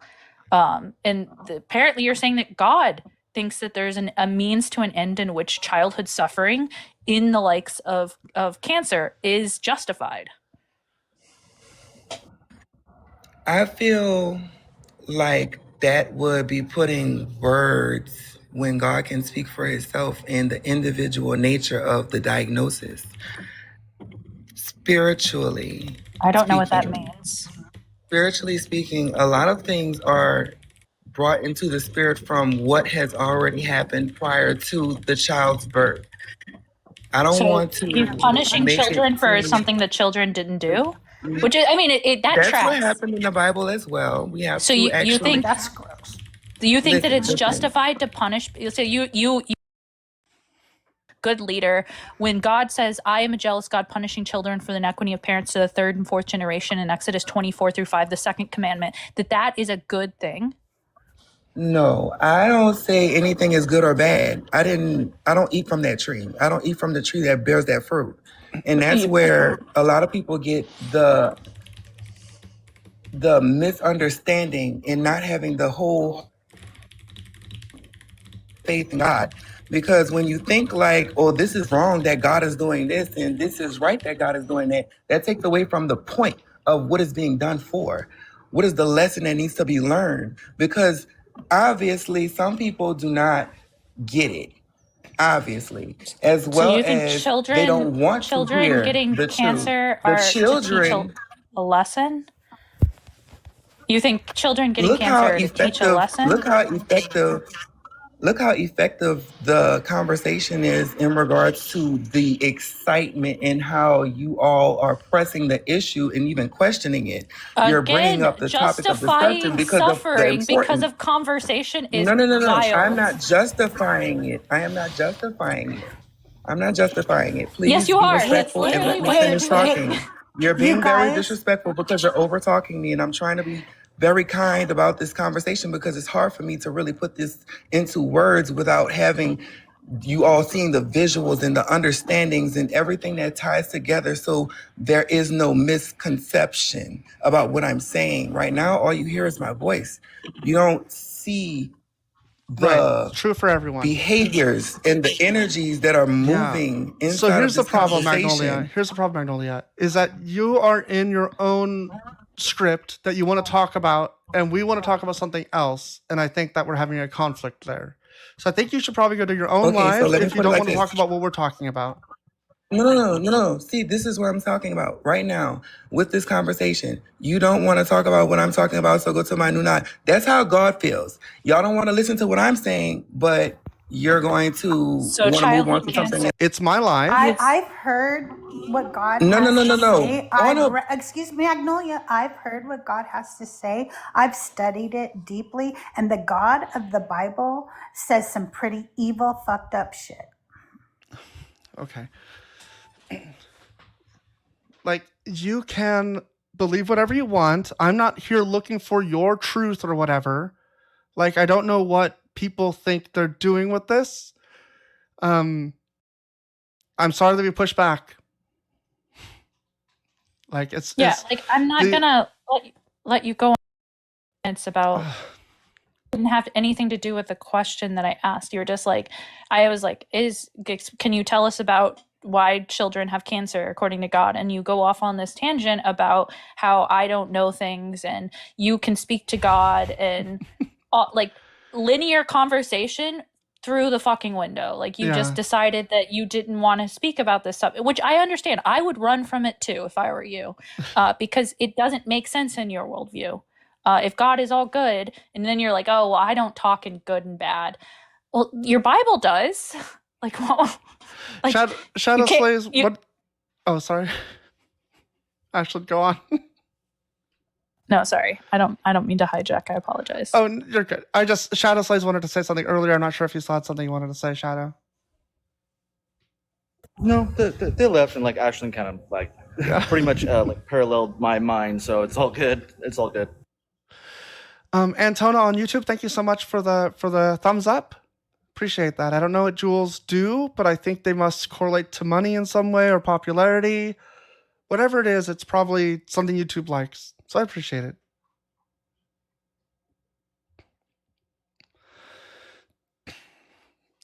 Yeah. Let's actually It's lost wild. the actual like coherent Christian. It's wild that she started with that she could, speak to God right now, and then we got so far away from that. Like it was so far away from that. It felt like she did not want to talk about that, even though she brought it up, and it's like the craziest thing you could ever say. And so like when somebody says, I can speak to God, I hear him audibly, I'm immediately like, I want to know everything. Like and then What does his voice sound like? Is it exactly like yours, but in your head? I'm just wondering. Yeah, I wonder how often a God agrees with you and you agree with God. Because I thought I spoke to God too, okay? And then I found out that there are people who have an inner dialogue, and I'm one of them. Oh, and internal dialogue, W. I dated someone that didn't have one of those, and I spent like 30 minutes interrogating him. I was like, wait, you don't have an internal monologue? And he's like, no. I'm like, you don't have a voice in your head? Yeah, it was a whole. In hindsight, was a little much, Ashland, a little much. So, and then he questioned why other people didn't have an inner monologue.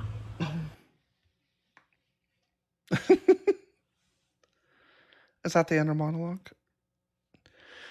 With bated breath, he waited for the response to enter into his mind on this live right now. Yes, of course, I don't have a... What?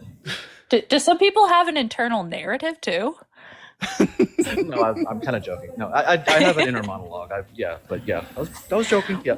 What if people had an internal narrative? Like every time they did something, it just narrated what they were doing. I would go insane.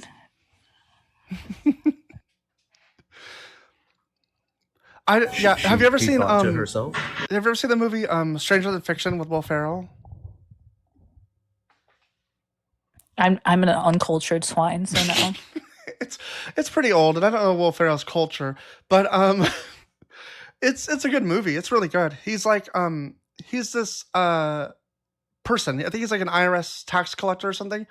And one day he starts hearing his life being narrated, and it turns out like he's the character in a book. It's really cool.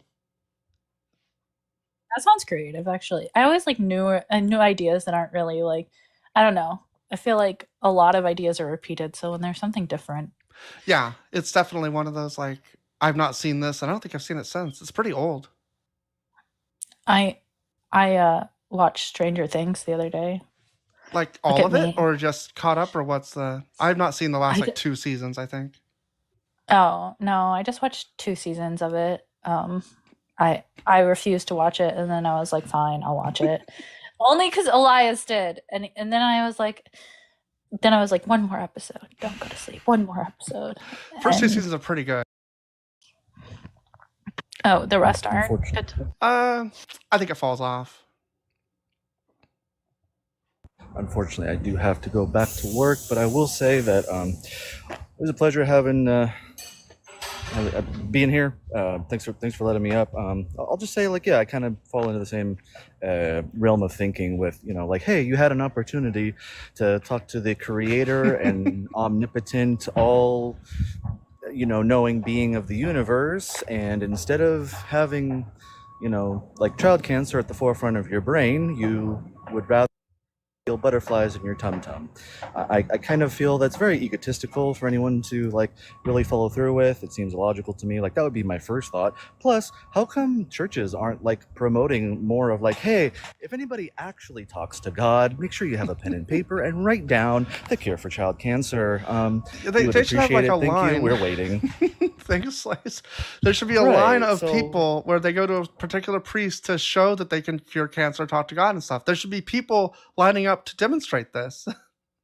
No, It's- y'all yeah. are wrong. Finding their keys are of the utmost importance. Okay. Right. It works. It's because they need to get to work or their Or- master's going to be mad. Excuse me, I needed a parking space up close and I got one, Oh my Ashlyn, goodness, because I am stop. highly favored, okay? I am blessed Highly and highly favored. Okay, God's chosen person. Plus, love thy neighbors. Jesus plagiarized that from the Old Testament. Like, he didn't even come up with it. Not original. He's Not such a- impressed. he's- Sorry, yeah. Jesus. It's Well, it's crazy. was it him or his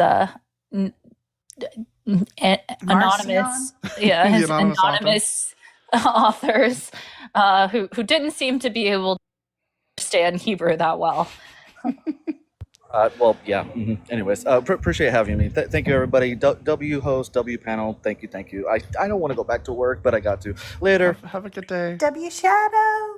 I can get you sick through the live, so you don't have to return. You have a computer I guess virus. they denied that offer. Mm. Yeah, I'm. Yesterday, I almost died. Unalived. Sorry. No, I'm kidding. I just my fever got dangerously close to emergency situation, and I was like, oh, okay, I should probably take acetaminophen. And now I'm fine. So my immune system decided that it didn't just want to unalive the virus; it was also going to take me out with it. So.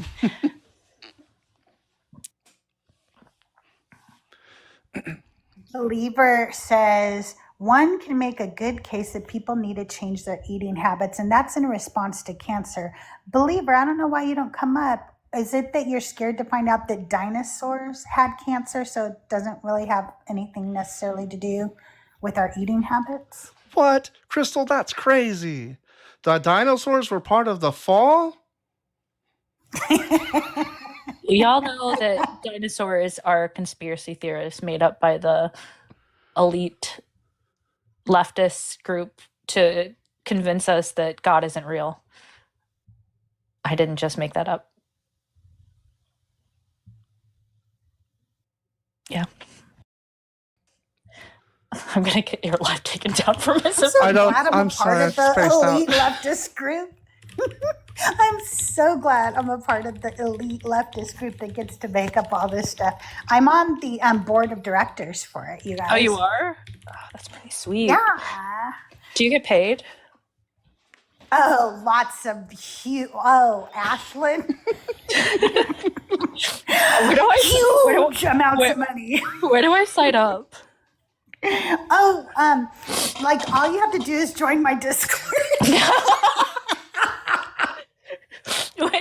Wait, am I not in your Discord? To be fair, I'm like no. I don't know. I really have such. Everybody should join it. A nice lady. It says so in my bio. Of course. Yeah. Wait, my bios is verily this again. What does that mean about me? Verily this. Anyways, where are the Christians? They're afraid. They should be, honestly. I might get them sick. I'll cough on them through the mic. We have another friendly.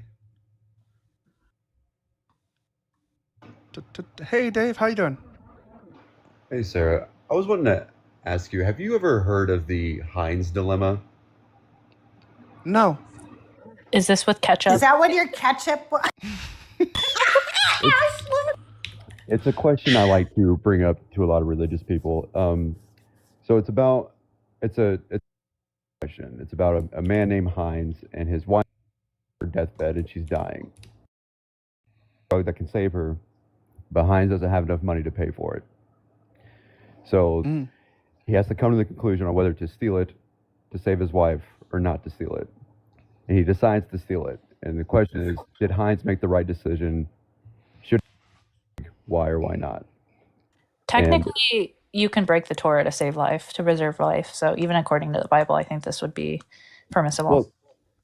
Well, that's against one of the commandments, because the 8th commandment is "Thou shalt not steal." That's breaking a commandment. Except that would to save a life. Except to save a life. So Where'd it say that? So it's a rabbinic like understanding. Like, for example, it was understood, like, even if Jesus broke the Torah, in certain aspects, like picking up sticks on the Sabbath, that it was okay to do so. In order, there's actually, it's like pikfesh or something. Let me pull it up for you. But yeah, even according to the Torah, as long as it's like life-saving, you're allowed to break another. It's not like it's like good, it's just permissible. While you're pulling that up, I'm going to introduce our next guest. Is it Hashem, my God? How do you say the word? Do you actually say the word? I'm not sure if you're Jewish or something. I don't want to offend you, but I think it's like the tetragram. What is the thing called when you spell it that way? Yahweh, my God. Okay, so you do say, and what is it called when you spell it that way? It's like the tetragrammaton or something? Yeah, you're saying it right. Tetragrammaton. Is Elijah, the name Elijah means Yahweh, my God. Interesting. Are you over 18 and what's your religion? Sorry? Are you over 18? I'm over 18, yes. Cool. And you're Christian, I suppose? I'm Christian, yes. Cool. What do you want to talk about? Anything in particular, or you just want to talk about your this? topic, so very good evening. So Christians, it says, the topic says Christians, time to leave the cult. So you mean Christianity is a cult? Yes. And what about Judaism? Yes. I don't know that I can think of any religion that I wouldn't classify as a cult. So if you are you godly or godless? Godless, I believe in a God? suppose. I don't believe in a God. Okay, so what's your afterlife like? After you Probably like my before life. Sorry? It's my afterlife is probably like my before life. Do you remember your before life? So once your soul leaves your body, like your body goes to the ground, right? That's what you see, Well, there's no right? soul. I don't see any evidence of a soul. So, for example, like whatever your consciousness, you did all your deeds. So where does your deeds are recorded in your soul, right? No, I don't see any evidence of a soul. My deeds are things that happen. I guess they're recorded So- sometimes. This deed's So recorded. you don't need a moral standard, right? I have a Acco- moral. I don't know what you mean. You don't need one. What does that mean? For example, like I want to be decent, married to a lady, and then I run a beautiful kids, but that is more. Why is that a moral standard to get married and have kids? Why is that moral?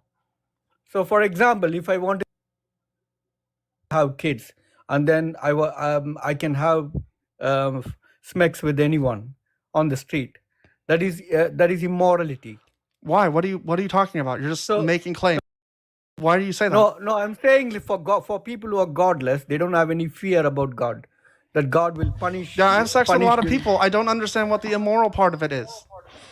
I just So- want to. so- Wait, why don't I have morals? Because like I don't go out. Like I would just say I grape and all that I want to, and that amount is 0. So I don't need a book that tells me that those things are So, for wrong and that I example- shouldn't do them. I For just don't do them because I don't want to do them. Okay? I don't need a fucking book. so the thing is like you are living in a country and then you need to abide by the rules and laws, right? Yes, under threat. Right from driving a car, Because of threat, right from because you. of the threat of force. Yeah, I agree. So why they do that? Because of the threat of force. Because of the threat of force. Do you understand what So that means? if there is no such force, what will happen to the country? I Will think it it would be be much better disciplined? off. I think it'd be better off. So, for example, like even you can't walk on the road freely, right? Even I can't allow my wife to be on the road. What does that Somebody mean? may What do you mean grape her. allow your fucking wife? Your wife is a whole human. For example, if there You, is you, no no, no, law, no, no, no, no, no. You don't allow your wife to do anything. Your wife is her own person. The, No, the for fact that exa- you're using that language makes me question your own morals. no, I'm saying you have a moral because there is a God. Yes, I actually have objective morals. I'm a moral realist. I think that morals are like there are moral truths. So, for example, like even in your household, like you respect your parents. Why you need to respect? I don't your always parents? respect my parents because my parents don't say things all the time. My stepmom said racist shit, and I said, "Fucking excuse me." So I don't have to always respect my parents. So you don't respect your grandfather, grandmother? Yahweh, you're trying to say that there is some kind of objective morality with God, and your Bible Yeah, says of course. otherwise. We are from Adam and Excuse me, Eve, right? excuse me. Please don't interrupt. Let's not do that. Let's not talk over each other because there are people in the audience who use closed captioning and they can't see what we're saying when we talk over each other. So we have to talk one at a time, okay? And so what I'm trying to tell you is that according to your own book, your God's morals are not objective. And objective means mind independent. And if your God is the mind that decides what is good and what is moral, then that means it's subjective. It's subjective to his mind. But also in his book, he contradicts himself on what is morally good and what is not. So why you want to judge God now? I'm not judging. No, hold on. God, That was a non-response. No, that was no, an you don't just let him told get The away with witness has that. become No, unresponsive. you just told me. Don't. How like about the how about God- you Hey, actually engage hold in on. the conversation? Yahweh, I'm going to mute you really quick because I just want to lay down something really quick. You don't need to yell. We're not mad. We're just having a conversation. Okay? I understand that we're enemies to you, but you're not an enemy to me. I just want to talk about this and see your perspective. Okay, I've invited you to unmute. Let's just have a nice conversation. Yeah, that's what I'm saying. Like if my God is my dad, then I check the book what he has written for me, like whether it is right or wrong. And I see the Okay. Bible is the right way. Like God set up a nation as Israel. and then Women are property women are not property, no. according to the Bible. They are. 2017, thou shalt not covet thy neighbor's wife, house, male or female slave, or anything belonging to him. He it says- specifically in the Ten Commandments puts women as property. So And you it does really not count. didn't address anything I said. You didn't address the fact that what you said is that you think your God has objective morals. And I'm telling you the fact that you think your morals come from a God makes them subjective. And the fact that he contradicts his own morals within his book makes it subjective. And you didn't address that at all. So God allowed marriage or have a woman in order to procreate, right? Could you address Crystal's comment, please? No, it says do not covet your neighbor's wife, right? Could you address Crystal's comment, please? So which one? The Christians' time to leave the cult? Crystal, No, I just said The person that was just you're talking to you. saying, I am Crystal. I'm me right here. Crystal, maybe it's I'm because your Crystal. voice is higher than mine and mine's a little Oh. like low. try Yeah, something that's here. better. Okay, So listen give up. give Listen, just a minute. Let me rephrase what I said. What I said was that you think your God's morals are objective, but the fact that they are not dependent means, wait, I had to grab my crotch for a second, means that they are subjective. And the fact that he contradicts his own morals in your book makes them subjective as well. Now, can you address the fact that your morals are actually subjective? I'm just thinking like where to start, because the thing is, because you don't like God, isn't it? No, again, can you address the fact that I said that No, your no. The morals thing are is, like, subjective? if you don't like something, you go to your market and you are seeing something, and only if you like you can buy it, right? This is cope. You get that, right? You don't know how to address what Crystal said, So and so the you're thing is, trying to like, pivot. whatever I tell you, This is a pivot to whatever something I new. tell you, you're going to come against me No. because you don't What? like God. No, we want you to No, wait, can you justify just your address what she objective said? morals. Like, we're just That making is an what argument. I'm saying. Whatever the God says Okay. is good Oh for. my I fucking feel like god. you're yelling. I don't know why you're yelling. I don't know what's going on. Like, I don't know. Is that like you're always at 11? Like, just calm down. All that's happened is you said you have objective morals. Crystal said, I don't think so because God is a subject. Can we talk about this? That's what's happening here. It's just the thing you said. If you came up and you expect us to not have anything to say back to you, then I don't know why you're here. We're going to say things back to you. So I'm not mad. Are you Jews? Ho- Are you Jews? No, we're atheists. Are you an That's that. anti-Semite? Fucking what? What the fuck? That's crazy. Oh, okay. So to address the Piqua Nefesh, which is found, by the way, Dave, years after, but during Jesus's time as well, during first century, a life-saving like necessity to override like Sabbath law was absolutely okay, because many Jewish groups already operated like with this certain like hierarchy of the Torah. This is just something that you see in the Gospels themselves. You see throughout the Torah as well. I don't know. You can look into Piqua Nefesh and like different. I'm sorry, I didn't hear what you said. Say this was in the New Testament. Is that what you said? Yeah, Mark 3:4, Matthew 12:11. This is like late Second Temple, like fits this late Second Temple Pharisaic ethics. He's not like opposing Judaism at all. And there are like different schools of thought, like Hillel and Shema. I can never say it. During this time period, that like Jesus kind of adopts both as well. Shemay, I think it is. Sorry. I heard the Matthew one. What was the first one you said? So in Mark, and Jesus's the healing on the Sabbath. Okay, so you're bringing up the stuff that justifies like breaking the Sabbath law, but like there isn't anything that's breaking stealing. Like, Do there's you nothing need a that very specific example to understand that it's well about preservation of life? that way my argument is not flawed, because if I have a flawed argument, then I don't want to use it. You know what I mean? I would say that for a Christian, Dave, I don't think your argument is flawed at all. I actually like your argument very well, because Christians don't believe that preservation of life is a reason. And as a Christian, personally, I would have said to you, oh, it shows lack of faith that he stole the medicine. Well, this is the first time someone's brought this up to me about, the justification being in the Bible. So I'm just like, I don't want to have a flawed argument if I'm going to use it as an argument.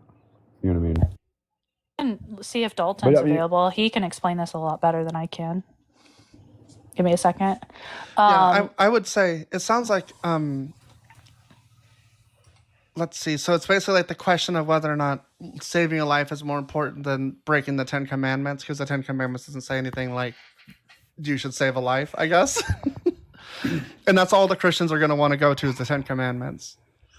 So I don't know. Well, Yeah, I think it's they an could just interesting. use they It's could an just interesting use dilemma. Jesus. They would just use Jesus's teachings that Mm. he broke the Sabbath, and Oh, that's that's one of the right. Ten Commandments.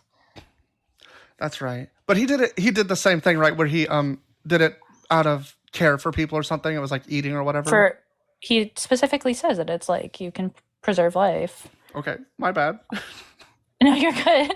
Well, you know what I'm just talking. You know what I'm talking Sort about. of. But Like, you will I say vaguely that remember. Jesus is allowed to do it, but they would, as a Christian, I would have said Jesus might be allowed to do that, but I'm not allowed to. It would show a lack of faith for me to, and to me as a Christian, a lack of faith was the biggest sin of all sins. Like, I could lie and be forgiven. I could do anything and be forgiven. But to show a lack of faith in God was the ultimate, like, no, you cannot do that. So as a Christian, I would go, yeah, he was wrong to steal. But I do know what Ashlyn is talking about because Rabbi Hannah has talked about it. And as a Jewish person, life is sacred. And so you can do whatever it takes to save life. the problem with that would be then you would have to be committed to saying that Jesus was a sinner. No, I would have said that he can do that because he's God. He's allowed to. Because So remember, but wait, that's I'm sin. a Christian, Ashlyn. I'm a I know it doesn't make any Christian. sense, but you would still be committed to the fact that Jesus sinned because Yeah. then you No, had no I would've- reasoning for him to have broken the Sabbath. Ashlyn has a good I point. would have been like, he can break the Sabbath because he's God. I mean, it just would have been a special plead. you make a very convincing Christian, Crystal, I will say. Thank you. I was a very, very good Christian. Okay, so when people say I wasn't a Christian, they're just stupid because obviously I was a Christian. Yeah, Crystal, I have a follow up with that. So what about if somebody were to say like, well, don't you want to be like Christ? If Christ is healing people on the Sabbath, shouldn't you be like Christ? I would say I still have to trust him first. If he somehow tells me I can steal that medicine, then that would be, something God would have to tell me I can do.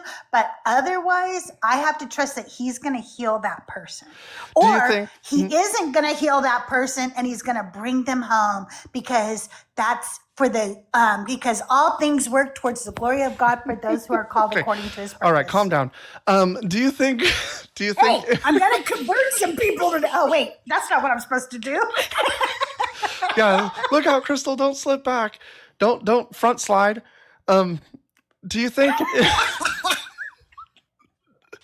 Do you think if okay, so the point about like if God wanted you to steal it, so do you think this is what I think, right? If I wanted to take it, if I felt it was appropriate, then God would have found a way to show me.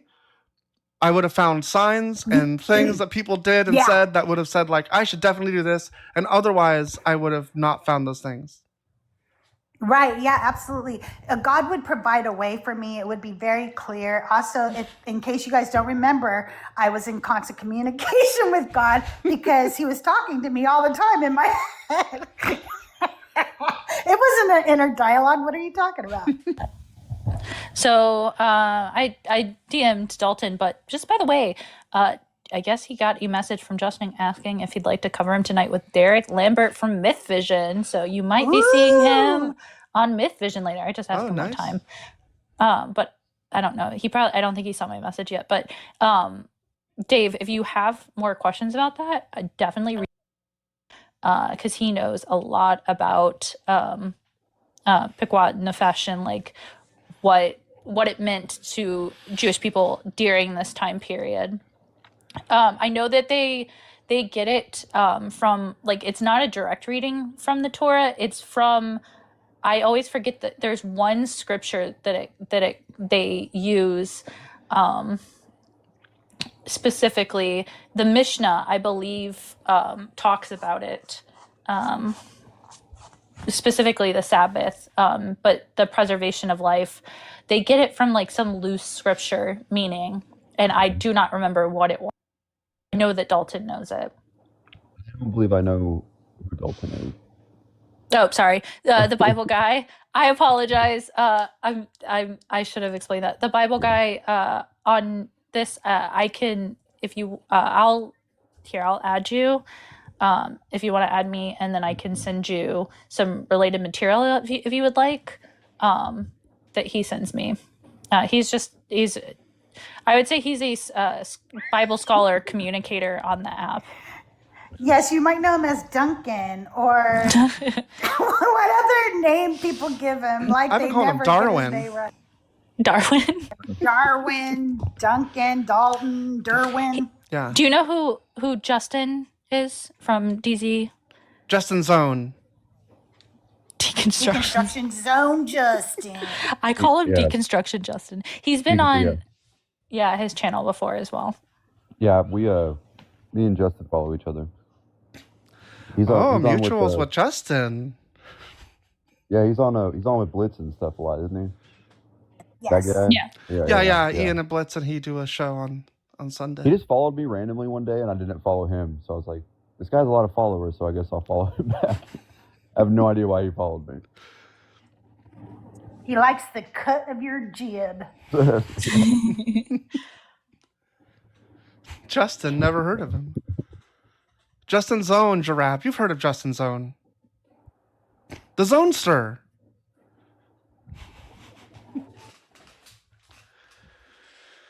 But it is something I do like to ask them, though, because I just started off with, like, is stealing objectively wrong? And most of the time they do say yes. And so then I ask them if they've heard of the Heinz dilemma. They'll look it up, and they'll be like, well, in that circumstance, it's justified. Well, then stealing isn't objectively wrong. If you can justify it, then it's not objectively wrong to steal. Because if there are situations where it's possible to do it, then or where it's right to do it, then it's not objectively wrong. I would just say that it was debated during these time periods, and it wasn't until like the term Piquad Nefesh wasn't until like 200 BCE, 70 CE. So it didn't exist in 200 BCE to 70 CE. Excuse me. But they did have some sort of hierarchy, and it was debated what that hierarchy meant. Rabbi Hannah might be a good person to speak to as well regarding this. Yeah, because if I answer the question, you're going to get Christianese.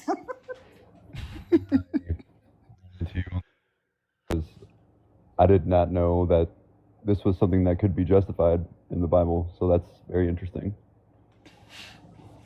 I think it's a pretty good dilemma though, because it's like a dilemma between life and property sort of thing, and it seems like people have a really hard time prioritizing life over property these days, and or maybe all days. I don't know what. Yeah. I don't know why. Like, to me, it seems like really clear. Like, I can build a new chair or a window. I can't build a new person. Like. Well, it also kind of, because being a Christian, I feel like justifying stealing it, you're kind of going against God's plan in a sense. Yeah. You know, like you're not trusting in. I feel like all of medicine and all of the law goes against God's plan. I have no idea how you reconcile this idea. That's true. Yeah, that is true. I really want to ask. I want to get to like a core question with questions about like if they could, should we instill like put the 10 Commandments into law? Should we like bring any of these laws into our current society? Would they make society better? Like, just clearly no. I found the verse. It's Leviticus 18:5. You shall keep my statutes and my ordinance. By doing so, one shall live. That's the loose interpretation. You should live by them, alive by them. So a lot of, though, as far as I'm aware, there are certain things that like it doesn't allow for like idolatry. There's like no reason for that, or like certain sexual offenses, or even murder. Okay. My Phobro banner seems to be working. I don't think I've had anybody come up yet. But how do you justify the? No, I'm just I'll be kidding. back in a second.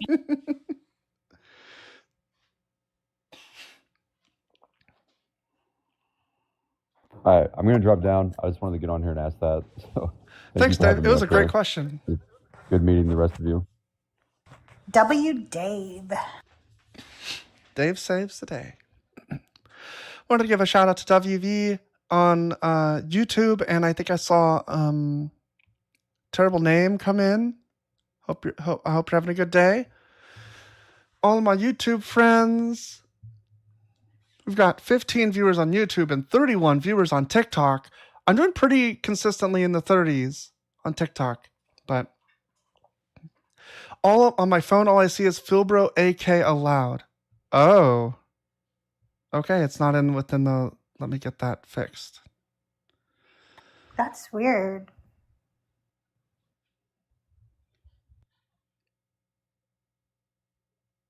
Where's the good So spot? Egg Rolls was about to come up here and Philbro us. Mm. He was like, I think that means I can go up. Philbro AK allowed.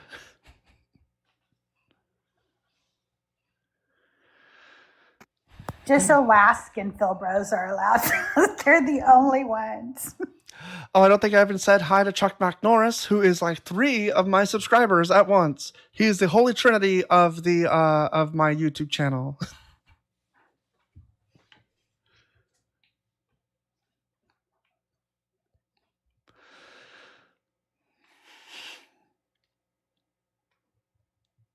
We do have some Christians in chat. I'm not sure why they don't come up. Yiz Yah Ministries, whatever your name is. Why don't you come up? We'd love to have a conversation with you. Just chatting today. Sorry, I'm back. I heard a phone ringing and I thought no one was home, so I was very confused. Phones can ring when nobody's home. I don't understand what that means. Yeah, but normally people take their phones with them. Oh, I get what you're saying. I'm living in the 90s. The phones don't go with you.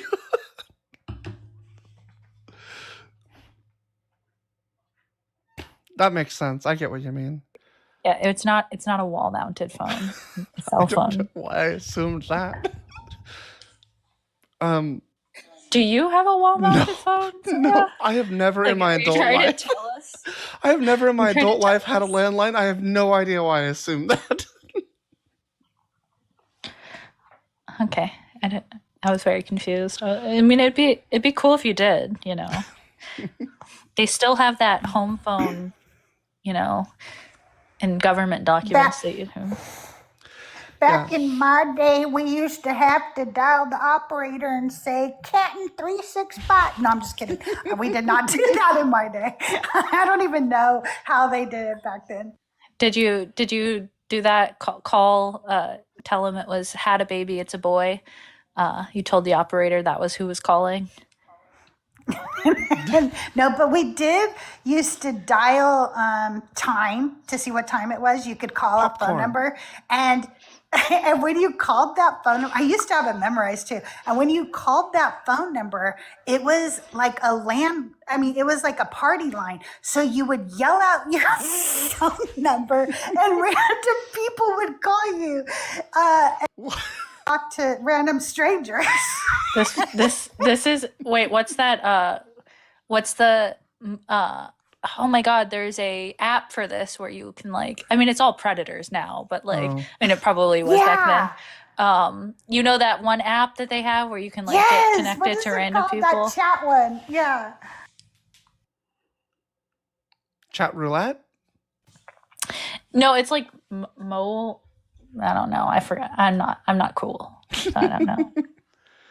Tinder? No, not Tinder. I know what Tinder is. No, it's like Mogul. Mowgli or a Omegle. Omegle? Yeah, Omegle. Yeah. Oh, right. Okay. Yeah, that one. Chatterbait? Yeah, I was definitely talking about Chatterbait. I've never heard of Stick Cam. Sticky Cam? Ooh. That's I don't want to know. Also, when I was growing up, okay, first of all, it used to be free to call everybody. Then suddenly in like the 80s, they made like everybody ended up having a different area code. Like when I was growing up, originally California had like codes, one for North, one for Central, one for Southern. Then they made like so many area codes. And if you dialed any phone number outside your area code, it cost you a lot of money. So companies like AT&T and Sprint came out with like 10 cents a minute. Can you imagine? Yeah. It used to cost us 10 cents a minute to talk on the phone, okay? And so we learned ways around it. Okay, Crystal was sneaky and stupid at the same time. Crystal found out as a young teenage girl that you could call the operator and say, I'd like to bill this, and then You want? sorry, I got a phone call. Oh, okay. I got so I would say like bill this too, and then I would just make up a phone number. Like I just would make one up.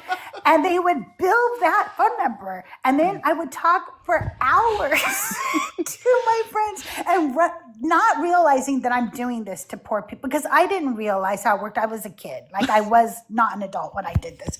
And then one day my mom called my sister into her room and she goes, do you know what your sister did?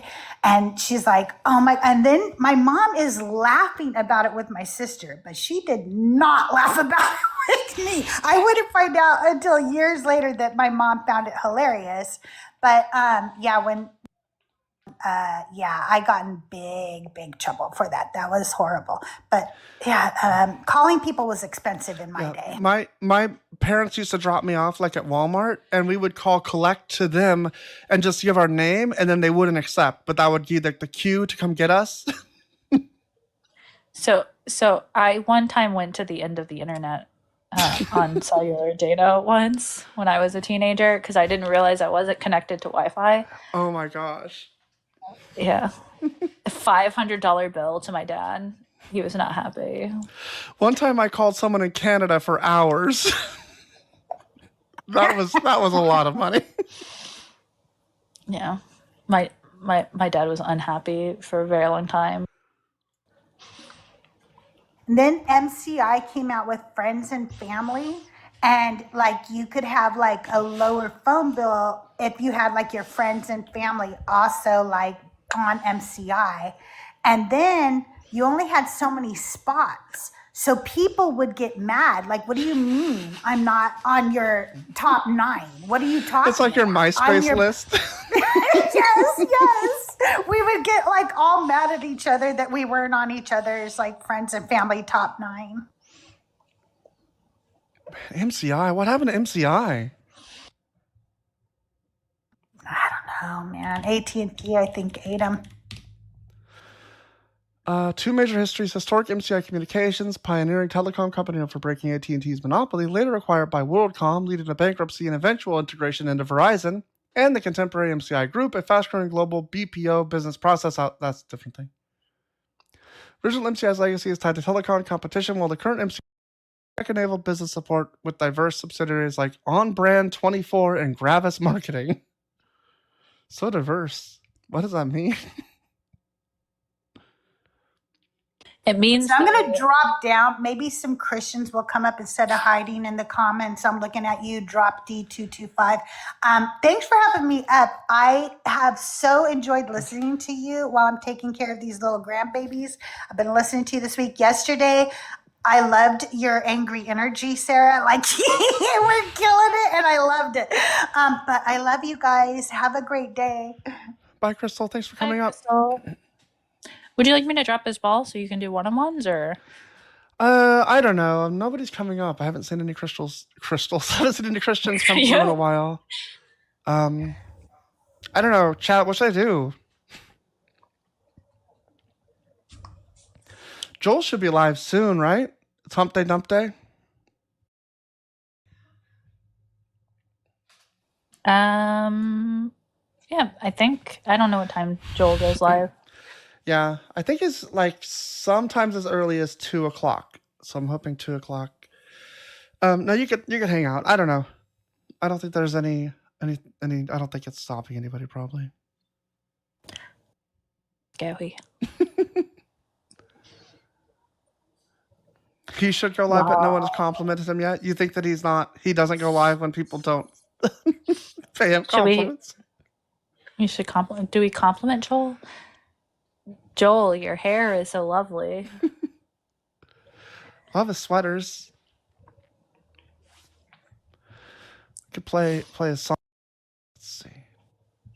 When you said free will, it was so soothing. Cause without that free will, God's abusing all of his power. Love this part. Dragging us down to hell. It's egregious. If God is sovereign, he made billions of souls to send to Sheol. Yeah, he's an asshole.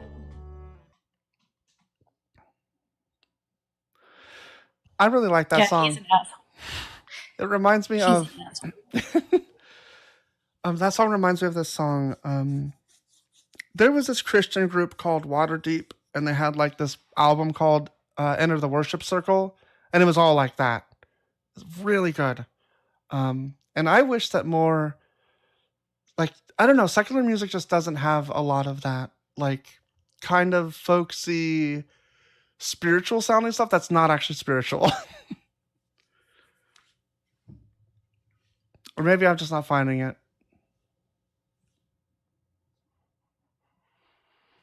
My brain blinked out. I'm not gonna lie. Wait, what did you say? I said that song, that free will song, reminds me of this worship group called Waterdeep, and they had an album called Enter the Worship Circle, and it was like that music. Enter the worship circle. They're really not doing well to do non-cult branded language. Like, enter the worship circle. I mean, it was a Christian album. It was not for. It's so culty, though. I guess it is. Yeah. It does sound a lot like you're all wearing robes and surrounding like a big bonfire and Casting spells. yeah. Enter the worship circle. They love their words. They do. They love their words and they hate their words. They got a real love-hate relationship going on with the words. It's kind of like how Jesus says that he came to divide with a sword. He divides words and he hates parents and words.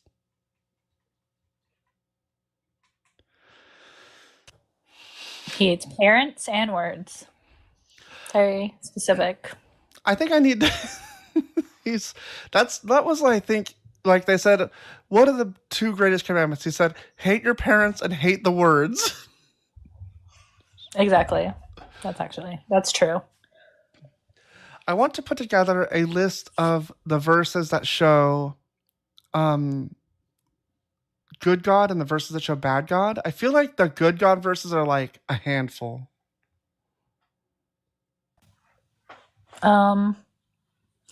Yeah, that's gonna take some time. He's a bad God versus might take up most of that document. Yeah. Well, like what people always say, right, is they come up and they say, like, why should I leave Christianity? Why is it a cult? Whatever. And I'm like, oh, it's bad for society. And they go like, why? It's all about love. And I'm like, a couple of times. And then like it's all about obedience. And when I show them it's about obedience, they're just like, oh well, yeah, you got to be obedient. What do you mean, Sarah? Being property to a man is a good thing, right? I mean, Men if, and if their God wrote it, intellectual superiority. what is the saying? Like, God said it, I believe it, it's real, or something like. I've definitely never watched a man try to change the light bulb in my vehicle and touch the light bulb with his bare hands so it explodes in his face while the vehicle was still on, mind you. Definitely never watch men do dumb things. So Yeah, no, they should be leaving for sure. Bing, yeah, I agree. Oh, leading. Leading, yeah. Okay. No, the man's Sorry. place is in the home. Wait, that's not quite. It is. It.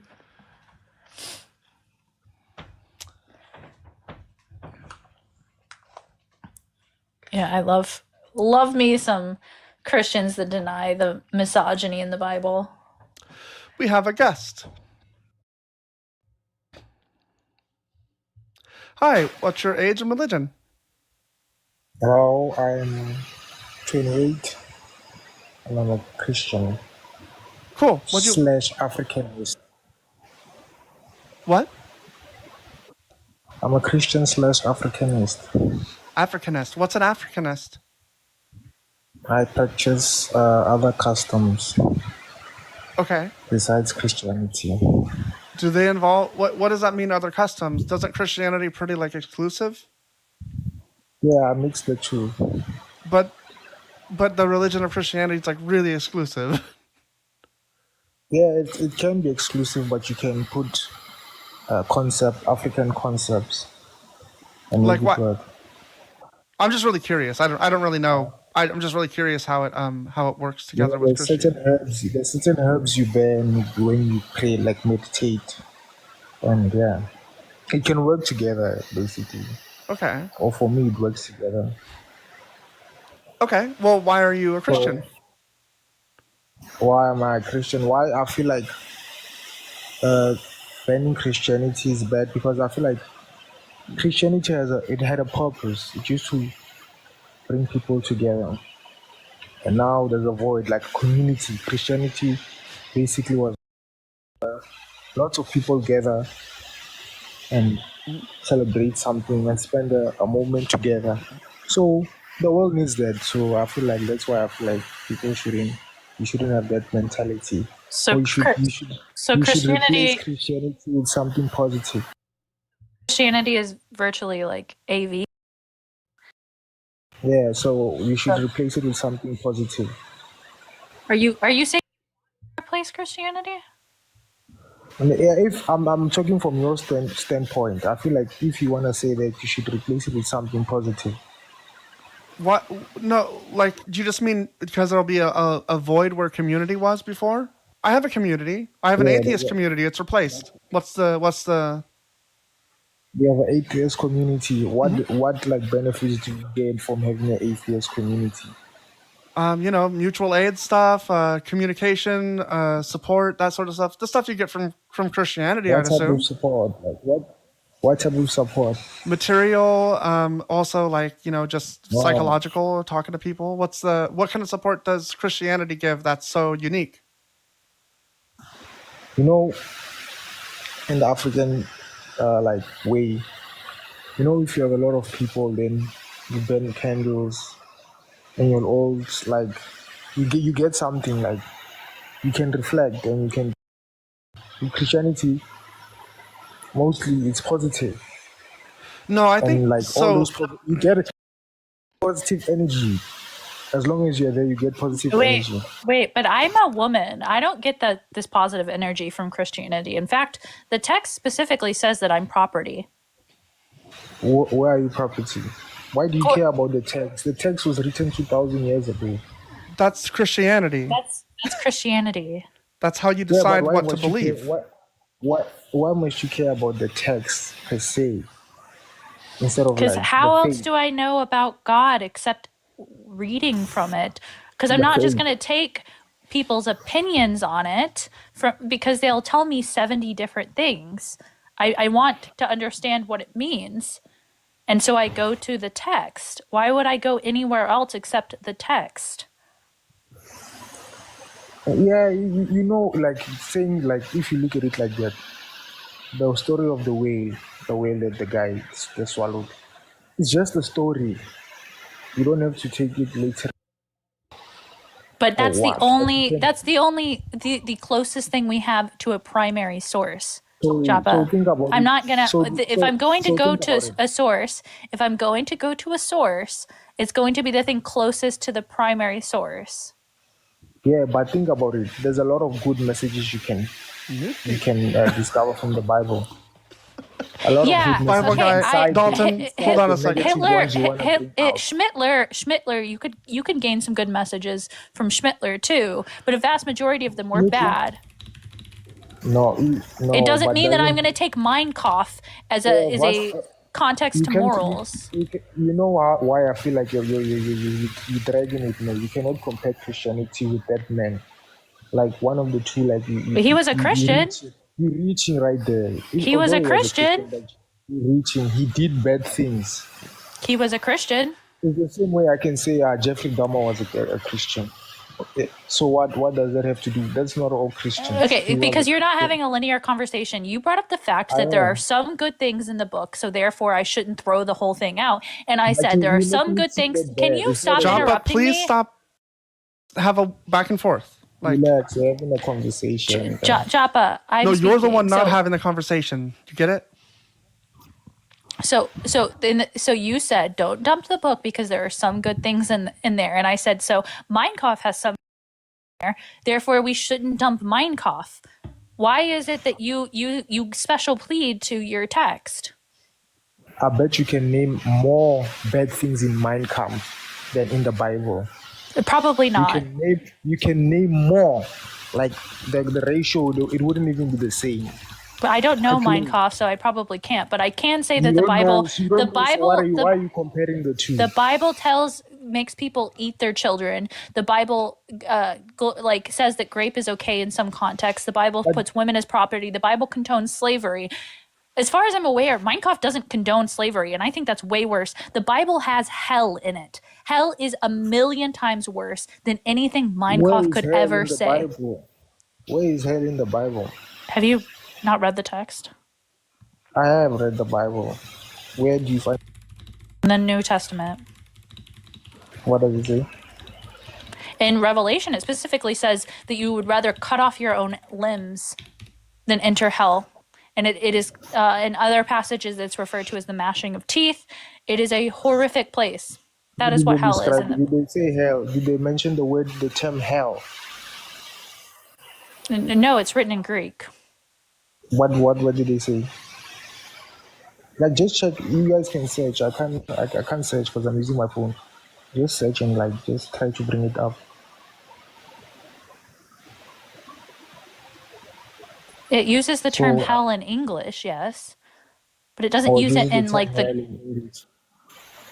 So how can you judge the Bible because it was also rewritten? It changed the languages and you cannot expect it to be like perfect. But there's a lot of good messages in the Bible. I'm sure you cannot deny that. Like what? Or have you read the Bible? Yes. There's Like many what? scriptures What? that uplift the What? soul in the What good Bible. messages are in the Bible? Search them up. I cannot search them up. It's a long time I read the Bible. So you don't know any good messages that are in the Bible. I cannot bring them up over my head. Just search it up and find it. Just millions of Your argument. There's I want so you to many- understand something. I want you to understand, Joppa. I don't know. Your argument is Christianity is good. Just look it up. Just look it up. Look it up. Yeah, No. look it up. Why are you scared to look it up? We can show you where why it's are you bashing bad. something you don't know anything about? You don't know Why anything why about it. bashing- You don't know anything about. What are you I do talking know- about? I've read the Bible. I've read the Bible. The man Jesus fed You people can't. with You fish. can't name He any good multiplied things in fish. it. But you literally. I cannot. I I just told don't know you the that verse. the Bible condones slavery. Women as property. In some aspects, rape is okay. And I named all those things that the Bible says because I've actually read it. And then I ask you what good You've things read are in the those Bible, things. and you can't name read- them. You've read only the negative things. A lot Yes, of people know yes. the good things of You the can't Bible. show That's why us they the don't think about- positive things. Problem. We can show you plenty of You're a negatives. fool, man. You don't can know the search. positives. You simply say, I "Nuh-uh." can show you. I can tell you a positive, right? There's a verse. It's about there's a time for everything. It teaches you how to live. Like the Bible What is is that, filled with messages that Ecclesiastes? teaches you how to. Or is that Is that in the Old Testament? I don't know. There's a Japa doesn't know. I'm not a diehard Christian. I'm in the middle, but I know I know the Bible. I'm Catholic, man. I've listened to the Bible, the verses in the Bible. Come on, guys. So uh-huh. I So don't one know of the what you guys things are that I saying. think Like, is very harmful why about should this we be religion cursed? is that it has laws in it that say that you should do bad things to women and to other people. And I think that people take these laws as meaning that these are good things to do because God gave good laws and therefore the laws must be good. Therefore, these are good things to do. So things like Where when is the that daughter of a law? priest profanes herself through prostitution, she profanes her father, she shall be burned to death. Do you think this is a good thing that Christianity brings to society or a bad thing?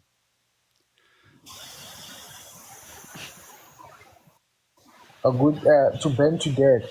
That was the time. That has nothing to do with Christianity. What did you think my question That was? was done. That was done in that time. That was their culture. Is this a good thing? That was in their culture. That has nothing to do with Christianity. Is this? Yes, it does. It's in your That has Bible. nothing to do with Christianity. So you don't These believe in are- this God? No, it's okay. It's okay. If you want to deny the God, that's okay. You don't believe in the God of the Old Testament. It has nothing to do with Christianity. It has nothing to do with Christianity. They Okay. were writing their laws. So That was Jesus their laws. Jesus says that he is, or it's assumed. I don't know the actual says, but Jesus is supposedly Yahweh. Yahweh is the God of the Old Testament. But you're saying that has nothing to do with Christianity. So I'm not sure what do you believe? Yahweh's son. That's the thing. not That's the Yahweh. thing. What the reason why My I apologies. say I believe there's a creator, right? And he has served the purpose, right? And we have to follow. We have to live in a certain way. It preaches morality in most cases. That's just an exception. You The can't thing you name bring up one. is just an exception. It I preaches don't morality. understand what you're talking Christianity about. Who is cares about the morality. morality? Your God gave a law. Is this your God's law or is it not your God's law? That was their God's law. That's not my God's law. I don't know if you get that. I don't get it because the Bible says that It's this their is the law. same God you worship. I wasn't a Jew. I wasn't. Who were those people? I don't even know what tribe they are. I'm not part of their tribe. That was their law. Hey, Japa, it's in the Levitical laws. The Levitical laws are things that Jesus upheld. What nation were they? He affirmed the Torah. He didn't once break the Torah. He said that not a jot or tittle of the law would pass until heaven and earth pass away. Are heaven and earth still here? What did you say? I didn't hear you correctly. Sorry. Are heaven and earth still here? Are heaven and earth still here? I don't know. You know, when I'm a Christian, being a Christian doesn't mean I believe in heaven or Just earth. know, everyone, that don't Japa believe in cannot heaven? answer the question. Cannot answer Being the a Christian question, doesn't are mean I heaven and believe in earth still heaven or here? earth. He Being a doesn't Christian know if he doesn't mean I believes in believe- heaven and Japa, earth. Japa, is Being a earth still Christian here? doesn't believe So here's Is one of earth the still here? here's one of the good things that earth Jesus is here, said. but who named it earth? Well, no, I just want to really highlight the fact that Japa cannot say that earth is still here. That is the question that's causing him so much issue. Yeah, this worldview seems crazily good. It seems like it makes people really consistent. They have really good morals and ideas. They seem really understandable, and like it makes you have a good outlook. I totally understand why people think this makes sense. Wait, the opposite of everything I just said. So Christianity doesn't have good morals, No, good stories, good fables about pride. no, A lot Japa, of Christianity has stories horrible about pride, morals. sins. Or like Japa, what? Like it has no Japa, purpose. Japa, Christianity was used to argue So you- for okay, I antebellum know- slavery in the United States. I wanted to ask you a question. Like you guys have atheist clubs, right? You said that's your community. You're part of the atheist Why should we community. answer anything that you have to say? You're unwilling to engage on anything that we're saying. Like you just keep I'm claiming the same thing over and over. I'm communicating. I'm being No, reasonable. you're just yelling at us. This is I'm one of the not doing problems, that. right? Christians don't actually know what conversation is. They think as long as I'm talking, it must be conversing. But you only name the bad things about Christianity. That doesn't prove your point. You're here to defend the position that the Bible isn't all bad. We're not going to do your homework for you. Oh, okay. No, I'm not saying that what the thing that I was saying is the reason why Christianity should be there. It has good things in it. So, and a community So does is crucial Minecraft. in society. It's crucial in the society, No, right? it is not A crucial in community. society. I don't go to church. I'm not in a community around religion. I don't need it. Why do we need it?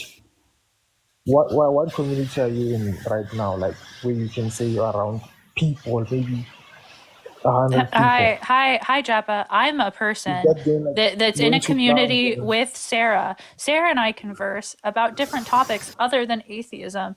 In fact, we have a community on Discord of over 20,000 people. The community that I have has over 100 people in it. There are several atheist communities and spaces. There are also communities okay. for the LGBTQIA plus space. I'm in several political spaces. I'm in several other communities besides just the atheist space. Christianity is only one aspect of many communities that exist Oh, all over. okay. So okay, can I quickly just say one thing? Like when I mean community, I mean like it to the core. Like you need to be around people, like face to face. Why does that Why? matter? Why does that What matter? about Face to face interaction. not all Hold on. not all What is Christians That builds a not all society. Christians do Not church the in internet cannot build person. a society. There are plenty Japa, of Christian communities that have The sermons internet look, cannot on. build a Japa, society. That's please, all I'm when saying. we're responding to you, you need to not talk. It's impossible for us to have a conversation. You asked the question. You said that, do you have any that are face to face? First of all, I don't know why that's required. Second of all, plenty of Christians don't do it face to face either.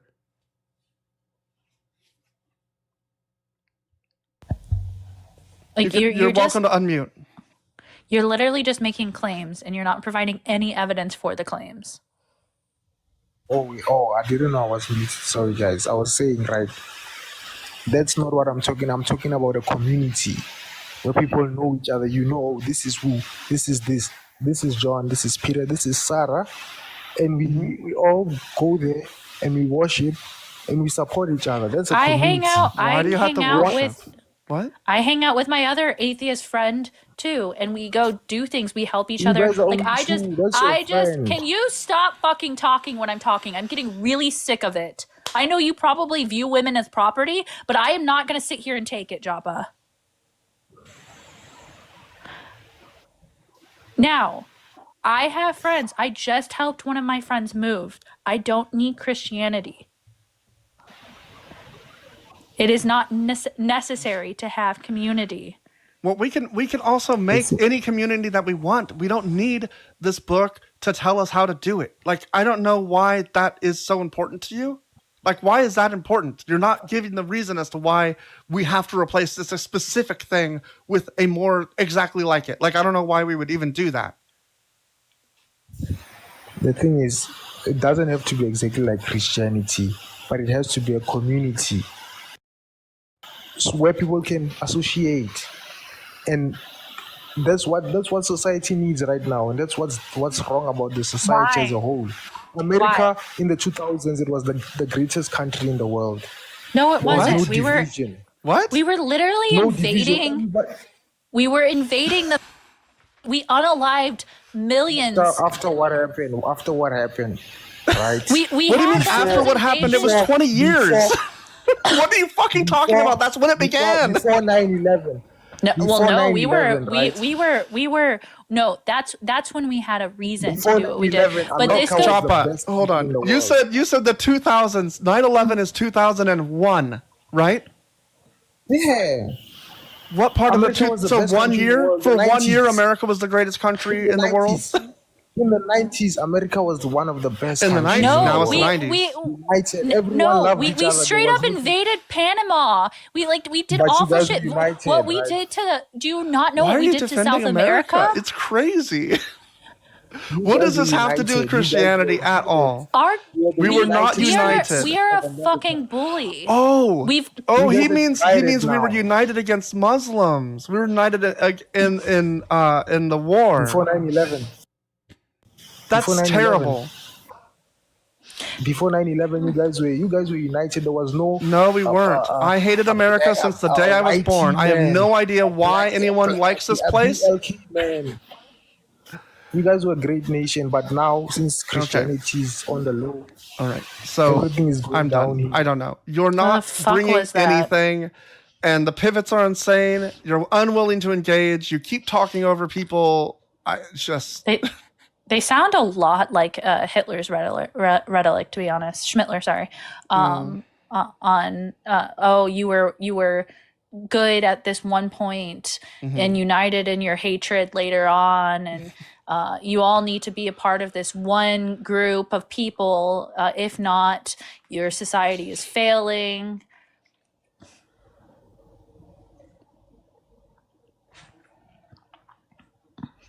Kruger, that's okay. 16 is really young. You have your whole life ahead of you to get better points. No, we're making the point that like your rhetoric is like dog whistly. Like you probably don't know it because like your Christianity loves this shit. Like it's very on brand. Like fascism and Christianity go hand in hand, it seems like. Ask caller if he knows about the Rodney King situation. Yeah, I'm curious. In the 90s, do you remember the LA riots? I think Clinton bombed some hospitals or medicine factories. Like, it's not like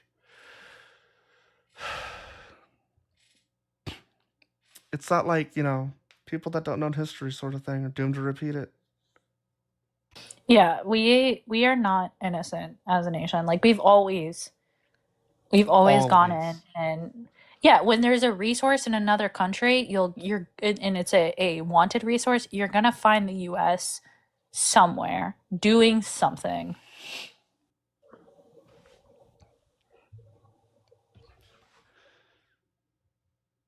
Welcome back, Dan. How you doing? Thank you.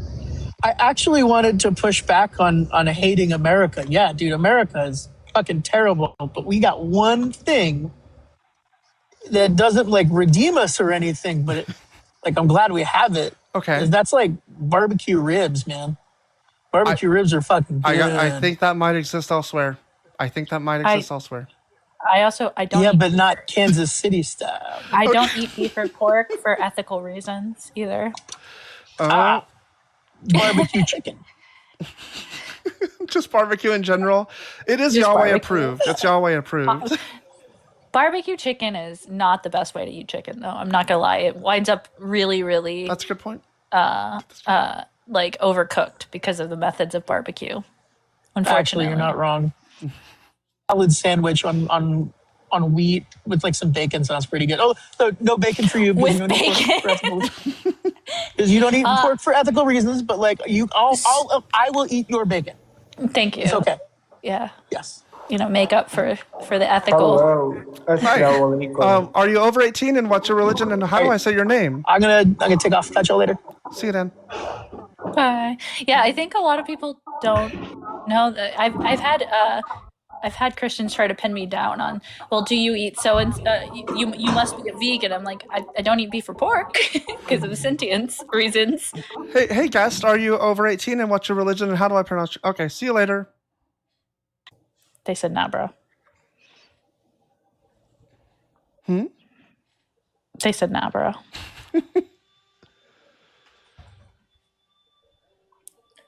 Are you vacuuming? Or someone vacuuming, I should say. Let's see if Bible Guy can come up without getting my life restricted for nudity. Nope. You are not eligible for recommendation. Whatever. I'm almost done here anyway. We'll just take it. No, Dalton, come back. Dalton, come back. Fuck him. Fuck TikTok. Dalton, why are you flashing the audience? I swear it's because he has a bald head and it's just like, that's nudity. TikTok, I am dressed from head to toe. Well, technically You know not what's my funny? head. You know what's funny? I'm actually not wearing pants. TikTok is just bullshit. I'm the one not wearing pants. But hey, apparently on the 11th of February, I'm going to be co-hosting with Matt Dillahunty. Congratulations. I know I'm gonna be super starstruck. Wait, aren't you both? You both have bald heads, right? How will I tell you apart? Oh yeah.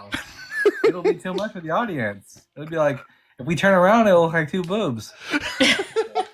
Minus the nipples. You can draw a nipple on the back of your head. Get Matt Dental Hunty to do the same. I think Oh we have yeah, a, 100%. I think we have a guest. Hi, Snowball. Are you over 18 and what's your religion? Yes, I'm over 18. I'm 32, and I'm a pagan. Oh, cool. What do you want to talk about? Yeah, I wanted to ask, what do you mean by leave the cult for Christians? Yeah, I consider most religions cults. I think that Christianity especially is a cult. There's a definition I can give that I think aligns with it. Just the worship or veneration of a deity or of a figure or object. But that's, it's pretty broad. But there's also like some literature that I read about cults that I think aligns really well with Christianity. Would you consider yourself aligned with the left? The lift? I don't know what that means. The left. Like Oh, the left. The left. Oh, yeah, politically, yes. I'm a leftist. I'm a raging leftist. Oh, okay, cool. So wouldn't being a leftist, because I'm a fellow leftist as well, wouldn't the better approach be to take a material approach to the matter rather than battling people ideologically? That's a really good question. So when I looked at what kind of influence I can have, right? I don't do enough materially, right? I don't do enough mutual aid or anything like that. But when I looked at the kind of influence I have, where it's like, well, I have a lot of like equipment from like my job as a programmer. I have a lot of like computer stuff. I know how to do this kind of thing. I have experience with Christianity. And I think that it's like a root core in capitalism. I think that the subservience to hierarchy and obeying people is like part of why people can't get out of capitalism, is that they see it as just a natural extension of human nature. And so I think that making people recognize that these hierarchies are not necessary and trying to pull them out of this one that like really wraps people up might get them to reassess other parts. That's my best guess as to how we change things without violence. Okay, I respect that. My own personal take is that given that, leftists, at least functionally, we are materialists, we acknowledge that there are universal experiences, universal, if you will, and so therefore we can use their own sort of doctrine or whatever to be able to talk turkey, essentially. What do you mean universal desires? Well, if you ascribe to the material sort of thing, then everything, like everyone needs to eat, everyone needs housing, everyone blah, blah, blah, blah, blah, right? I wouldn't call those desires. I'd call those needs. But yeah, no, I get what you're saying. So you're saying like, why don't we like try to meet them in the middle or something? Yeah, hang on, sorry, 2 minutes, sorry.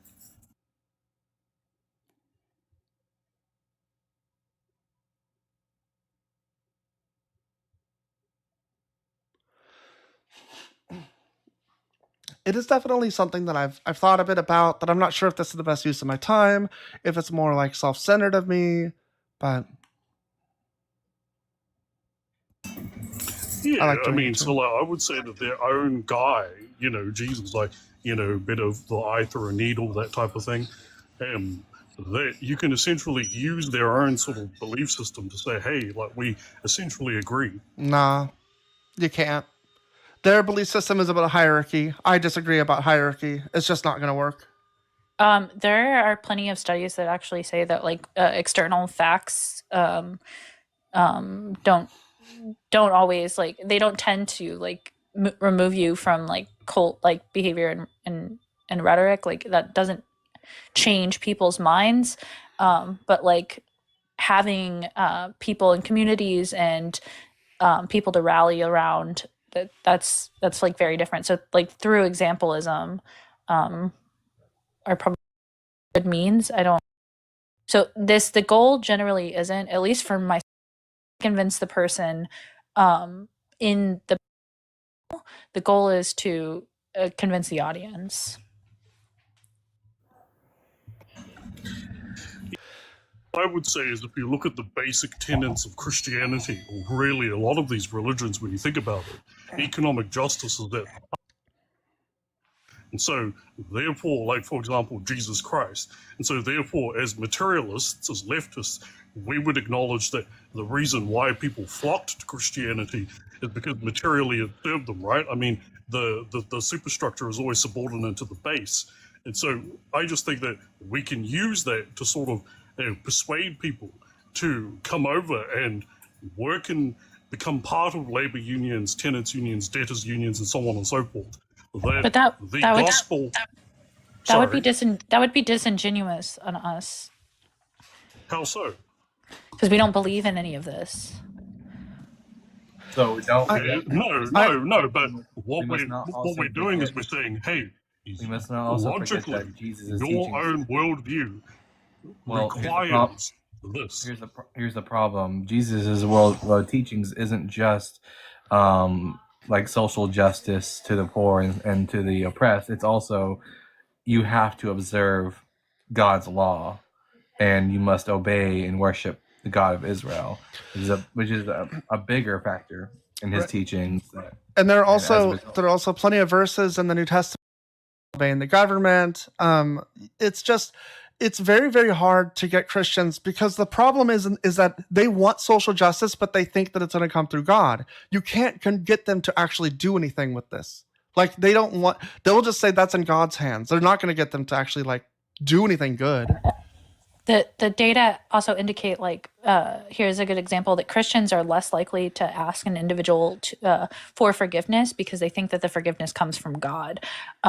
So we're dealing with a form of belief system that isn't exactly, you're not going to just go around convincing them to all of a sudden pick up arms with communists and socialists because the propaganda from the United States has also been exceptionally strong against that as well. And it's not supported really completely by the text. In some aspects it is, but in other aspects it's not. So I don't know what we would have to be disingenuous to say. Something I'm curious about, Snowball, is were you ever a Christian? Like, do you think does it resonate with you? Were you a former Christian? Are you a former Christian? No, I've never been a Christian. None of my family have ever been Christians. No, never in my life. Okay. Yeah, so I'm wondering, like, so Christianity puts on a good face. They look like they're about certain things, and then when you read the text and you really believe it and really go through it, like, it's about different things. It's really hard to explain because as a Christian, I would have said it's about those things you're saying, and I would have probably aligned with you on a lot of stuff anyway, just because like I had different thoughts than the church. But ultimately, when I was a Christian, like, most things were about what does God want me to do and how do I figure that out. It didn't really have anything to do with like how to help people. I just assumed that would come naturally through whatever God wanted to do. Yeah, that's a good point.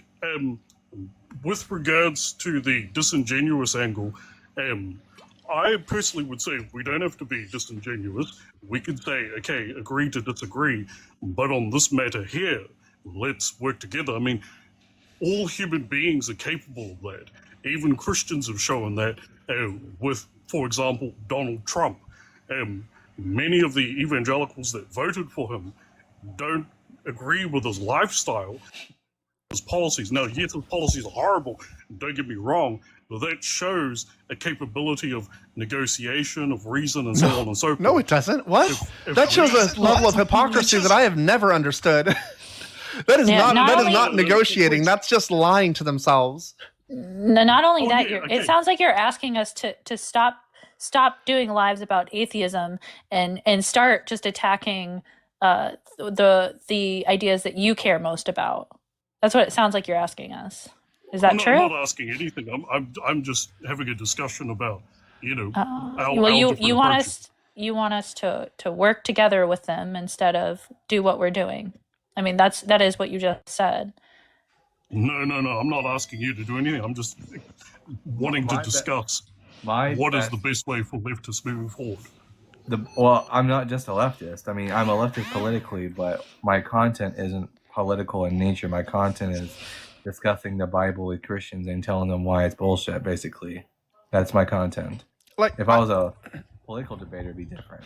Yeah, I kind of take a view of it that says I have an activity. I kind of take a view of it that I think that it's better to believe in true things, and people that are in this cult or religion or whatever you want to call it, people that are in this, they don't believe enough true things, and it makes them believe even more and more false things to the point that they don't know what's real. So trying to align with these people, I just think it's not like the best I can do is try to have like empathy or try to like empathize and like understand their position, their point of view. But when people are telling me all day long that slavery laws were just because God gave them, I don't know how I can ever align with these people. They don't have the same view on humanity that I do.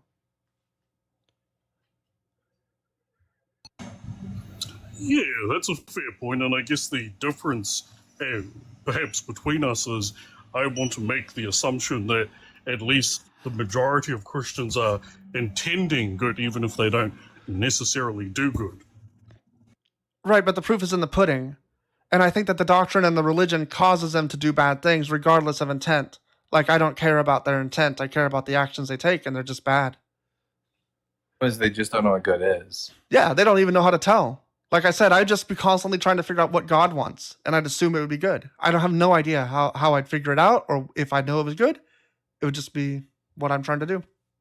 So what the purpose of these types of lives are for Snow is to start to teach critical thought and how to actually use justification for belief systems, because belief systems need justification. Like, that is just logically needed. Christians don't know how to do that. They can't even generally form linear dialogue. So those are fundamental to even starting on understanding political beliefs, and why we should do the things that we do. Why ought we do the things that we do? You can't have any moral conversation. You can't have a political conversation. You can't have any of these conversations if your thought is, I believe this thing because I believe this thing. Because there's no justification for the belief. And that's how Christians are. There are some Christians that I grew up with that I'd really like to talk to now and try to like really understand them, because I think that they are honestly very good people. And like, if I could show them these things, I just wonder what they would do. But they don't talk to me anymore because I'm not a Christian. So, so I don't know if they're really good people.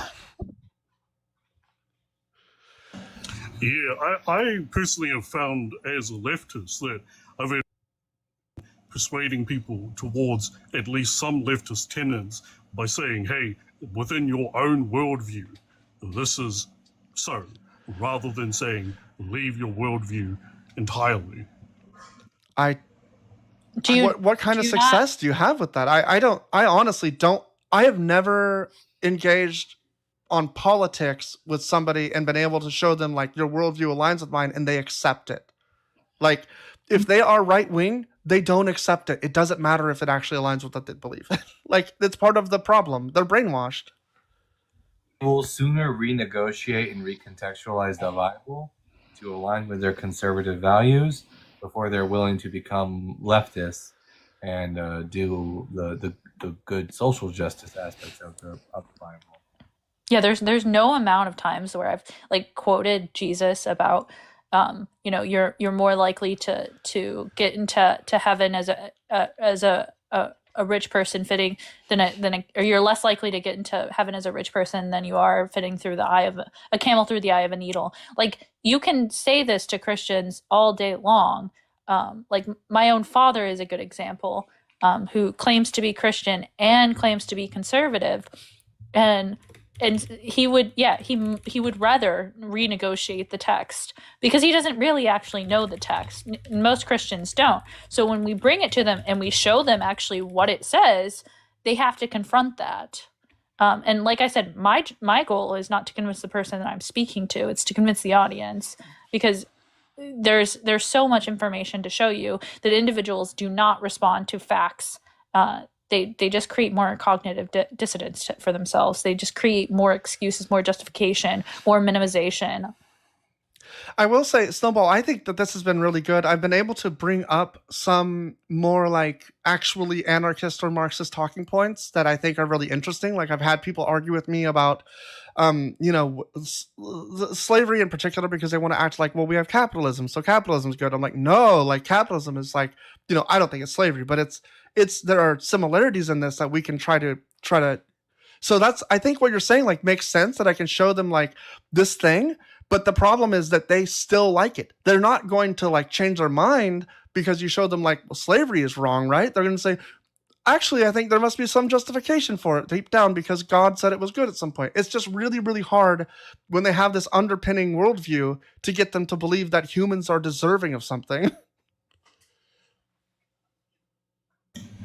Yeah, and I partially agree with you on that. I think that when it comes to strictly material issues, I do think that, as Mark stated, that we can sort of bring pretty much everyone to the table. But I think more on social issues, such as queer liberation, for example, that is much more difficult and, quite frankly, probably impossible for the Christian, quite simply because, agree to disagree perhaps, that it's very clear within their doctrine that they are queerphobic, that it is the case. Mm-hmm.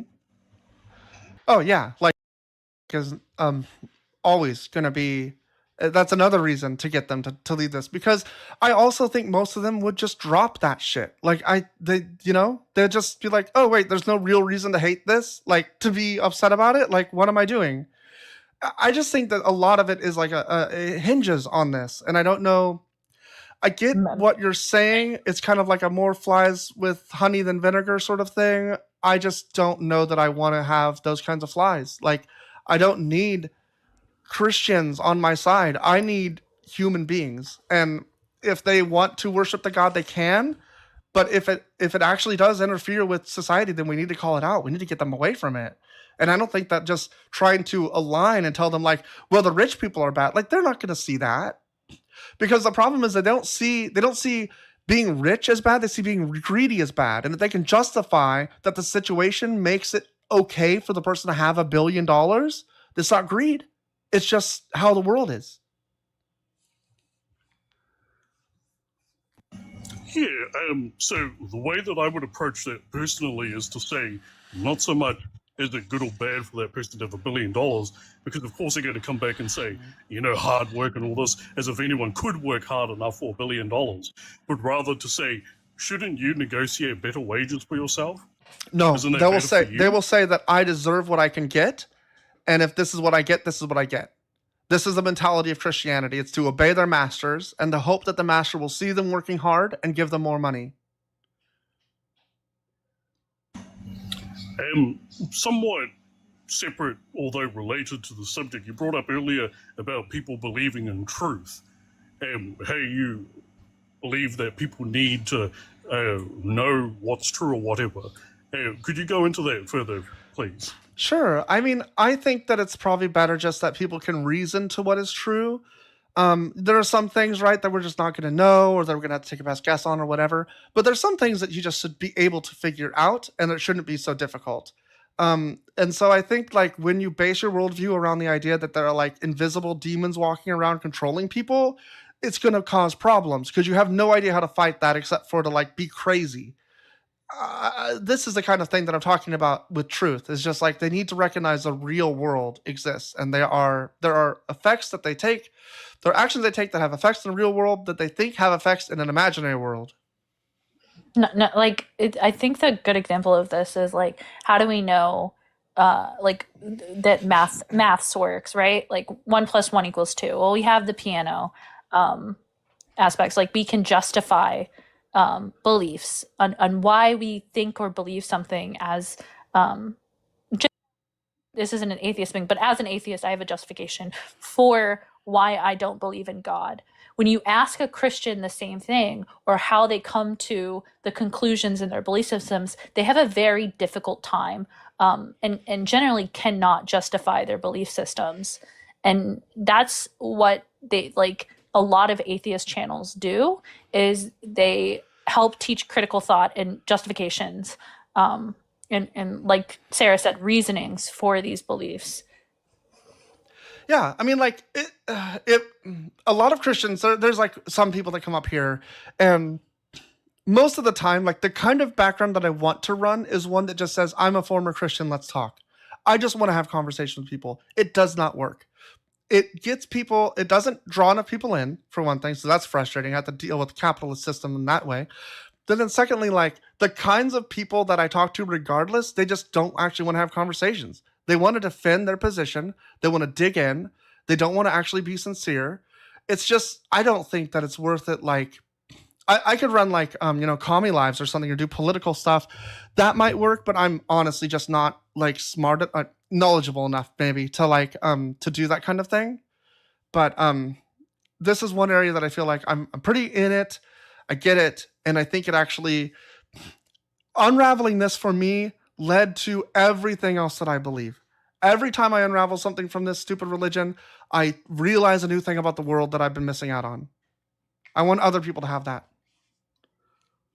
And I have the same aspect of like internalized misogyny. I realized that a lot of my internalized misogyny came from a Christian society with Christian beliefs because I was raised in that. I know Dalton has a lot of belief systems that after they left, they could just get rid of because it no longer served a purpose. And we see this every day in individuals who start to deconstruct their belief systems, and maybe not just they start to deconstruct their belief systems in other areas, because the goal of many atheist lives are to do that fundamental aspect of teaching critical thought, to tell them to read, to gain knowledge, and to actually like confront what they believe and why they believe it.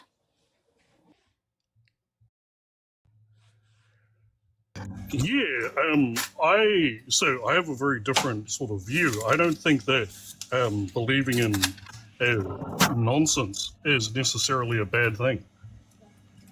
The reason why I would say that is several reasons. Number one, we have useful fictions, money, borders, so on and so forth. Whether or not you agree with those things, they are nonetheless useful to certain systems. We also have necessary Money is fictions. real. Its value is fictional.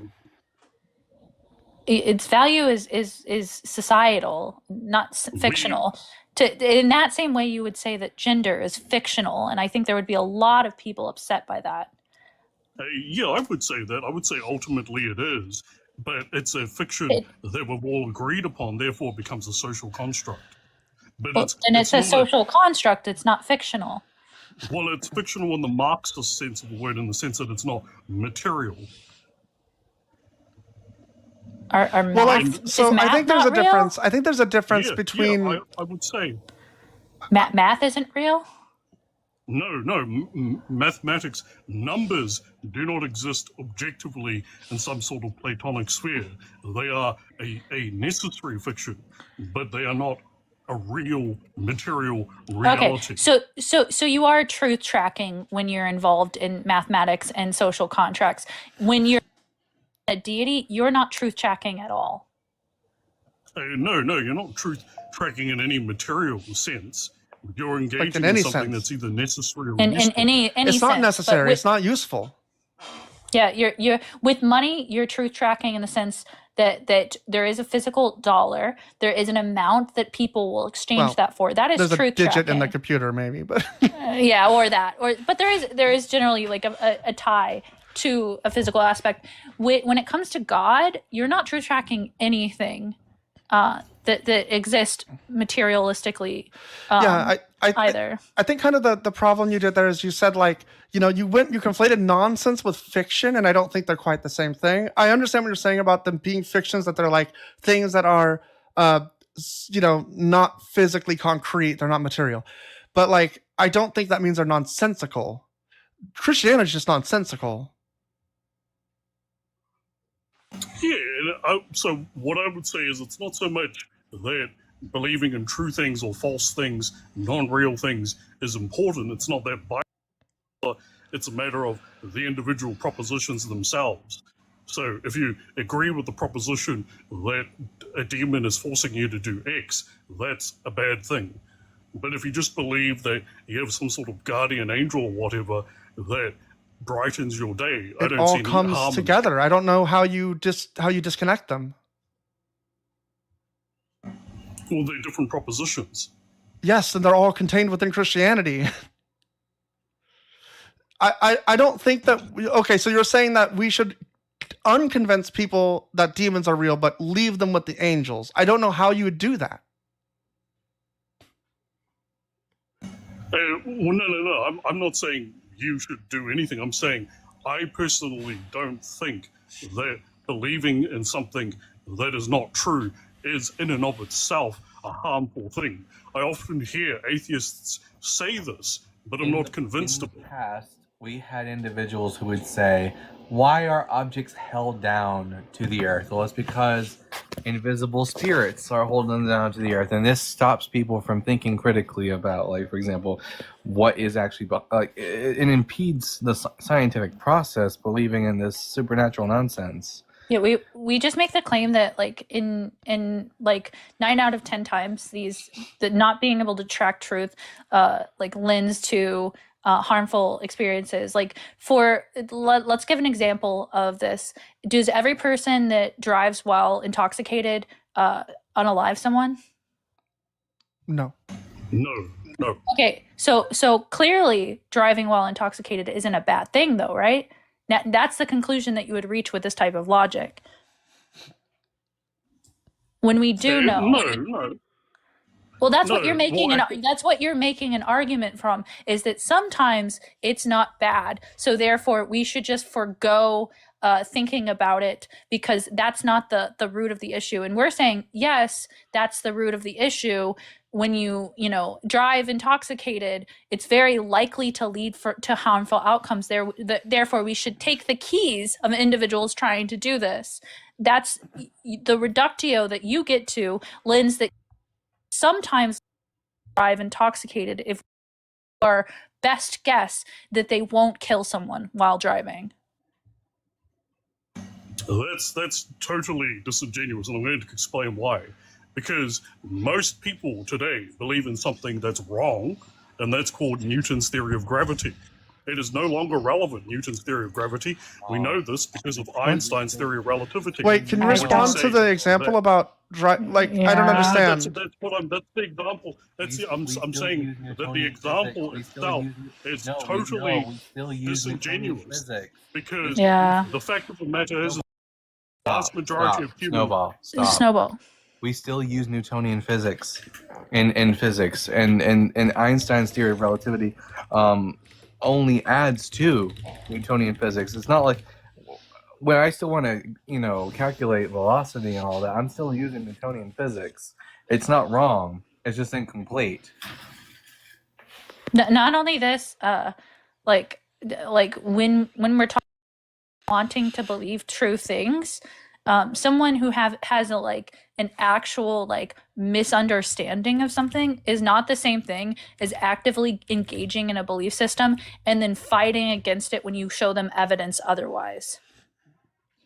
And if an individual turns off their critical thinking faculty for one area of their life, it only excuses them to do so in other areas of their life. Yeah, it's not about just this one aspect of oh, you have this misunderstanding or you don't believe one true thing. It's about fundamentally protecting that belief despite evidence. Right. I just want to make one more. I know we're all going one at a time, doing this one huge dog pile on this, but I just wanted to say the thing about the Newton's laws or any kind of specific thing, people don't understand the Big Bang at all. They totally don't get it. It doesn't matter. They don't base their worldview around that. They actually don't. They say that they believe this very strongly or some reference to God. They don't care. It's just a way for them to understand their worldview that they believe God exists. It doesn't have anything to do with science. It doesn't have anything to do with real or right or true. And so I think that the problem with people believing in things that are outdated or that are incorrect, that does lead to bad outcomes, but it also isn't a linchpin. It's not the thing that they are hinging on. Just like I'm not. Like, I'm not hinging on evolution. I've had theists all day ask me about evolution, say that there's problems with it. I'm like, show me the problems. I'm willing to change my stance on it or replace it with something else or whatever. They don't have anything else. They just want to say that you're wrong. And I'm like, I could be wrong.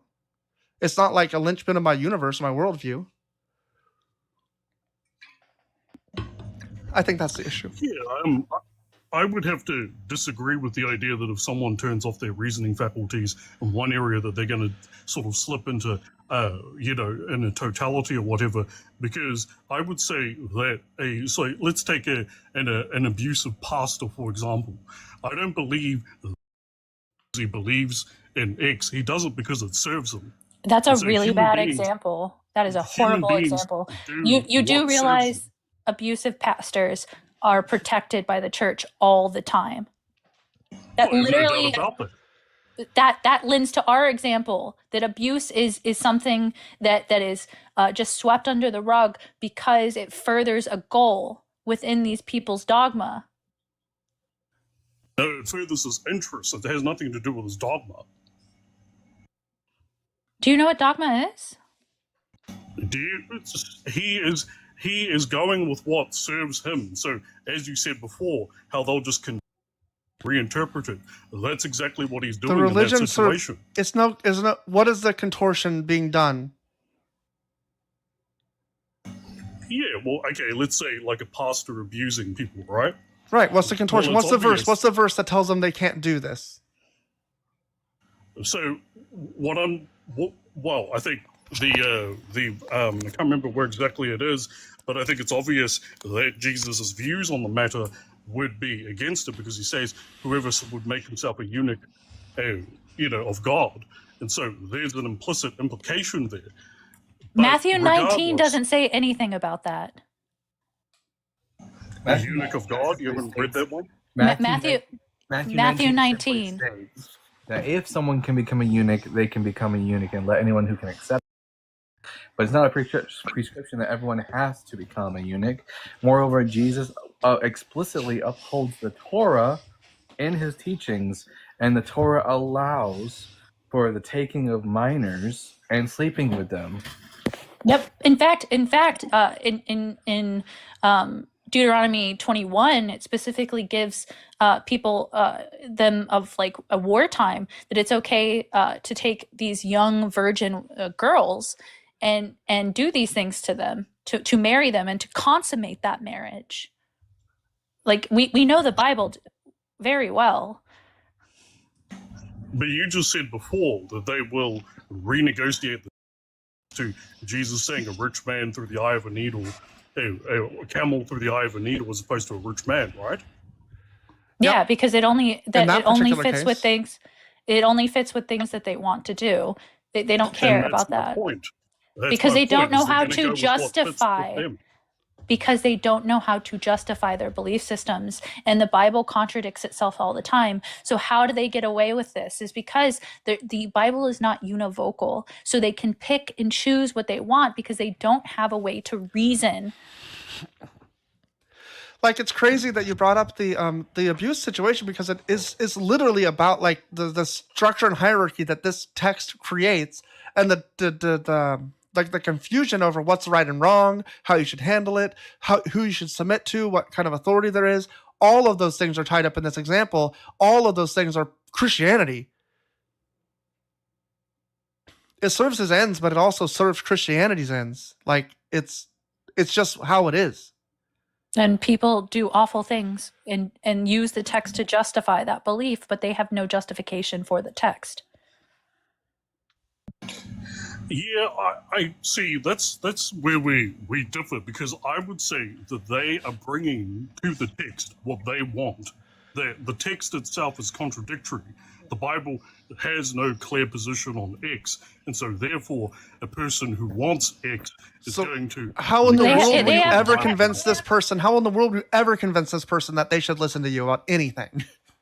Also, the Bible has very clear views on two things: slavery and misogyny. Yeah, and while the Bible's not usually unilaterally pro-slavery, pro-misogyny, and the Bible says absolutely nothing against a grown man taking a minor girl and sleeping with her. So the abuse found in the churches cannot, no matter how much time you try to renegotiate with them, there is no way of teaching that the Bible is against the raping of children. It's just not. I don't dispute any of that, and that's why they have those ecumenical, because they know the text to be incomplete or irrelevant with regards to the present. But when it comes to Christianity, I know Sarah here was, it's all those bad things, but it's also all those good things as well. It's Mondragon. It is the Catholic worker movement. They can everything's a mixed bag. They can forsake all the supernatural bullshit and keep all the niceties. That's what secular humanism is. Yeah, I Snowball, I'm sorry, I don't understand. I think your thesis is basically that like we'd catch more flies with honey and we'd be able to work with them to like overthrow the system that they're creating. I don't know why they would do this. They like this. They want this. Honestly, to me, and maybe you're not, but it feels like they're tone policing another friendly Marxist individual who is like to like go and do what we say to do, because listen, we have a better idea of how to convince people, and you should disregard other things that you think are wrong because it's going to help our cause more. Like that's honestly what it sounds like to me, Snow. And You keep saying that, and it's not true. I'm simply saying what I believe. I totally respect Sarah here and what she's trying to do, whatever. I'm just saying my own perspective on the matter and what I believe to be the superior Marxist strategy. I'm not telling anyone here what just to do. said it. No, I I understand. believe it to be the superior Marxist strategy. Yeah, I don't Yeah, think well, I Ashlyn can is believe saying that something you're to be telling the us what to superior. do. I think it's just that like there's no reason to have this conversation unless that's your intent. Is to basically say like I have a better idea. You should stop doing this one and do my idea. And I think that's fair to give that perspective, but it also at this point is just kind of tone policing. There's not like any real, like we've given you plenty of examples as to why this doesn't work, why we don't agree with you, and you're just kind of like, yeah, but I'm right. I think we've made it very clear we're not interested in this approach.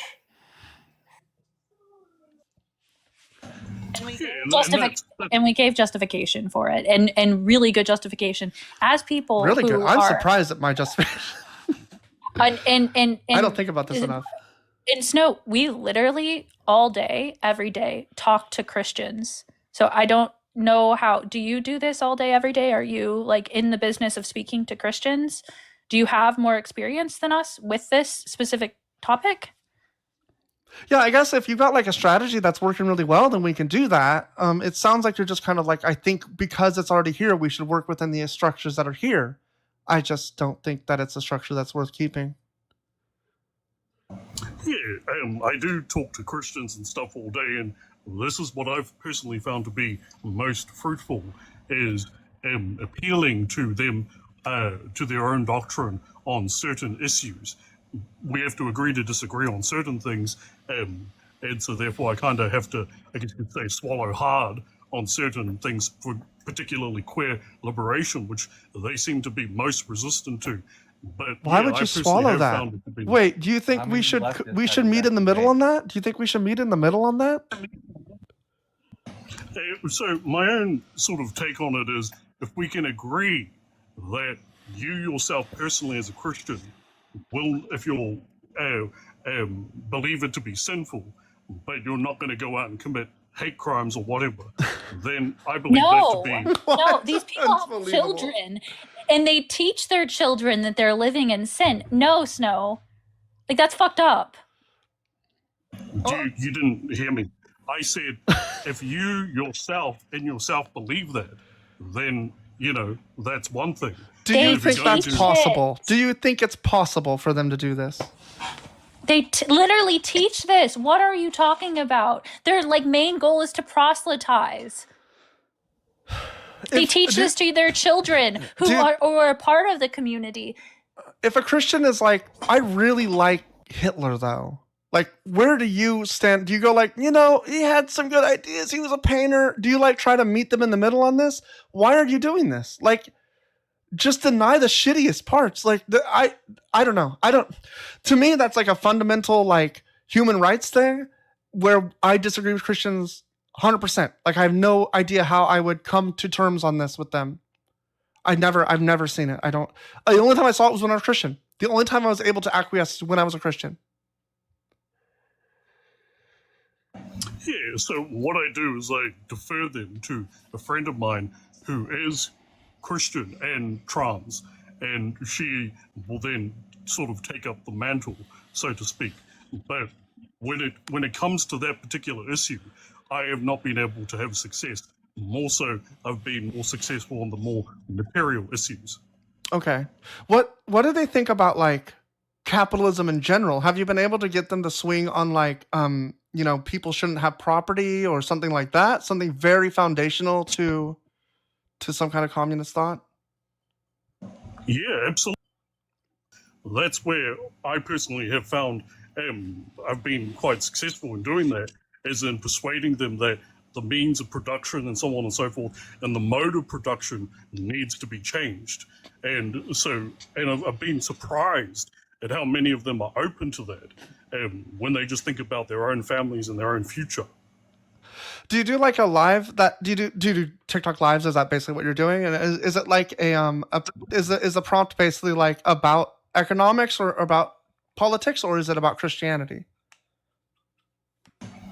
Lives and in-person organizing, and yes, not just Christianity, with Muslims as well, them especially because they have explicit commandments against usury, and so they are definitely much more open to these ideas.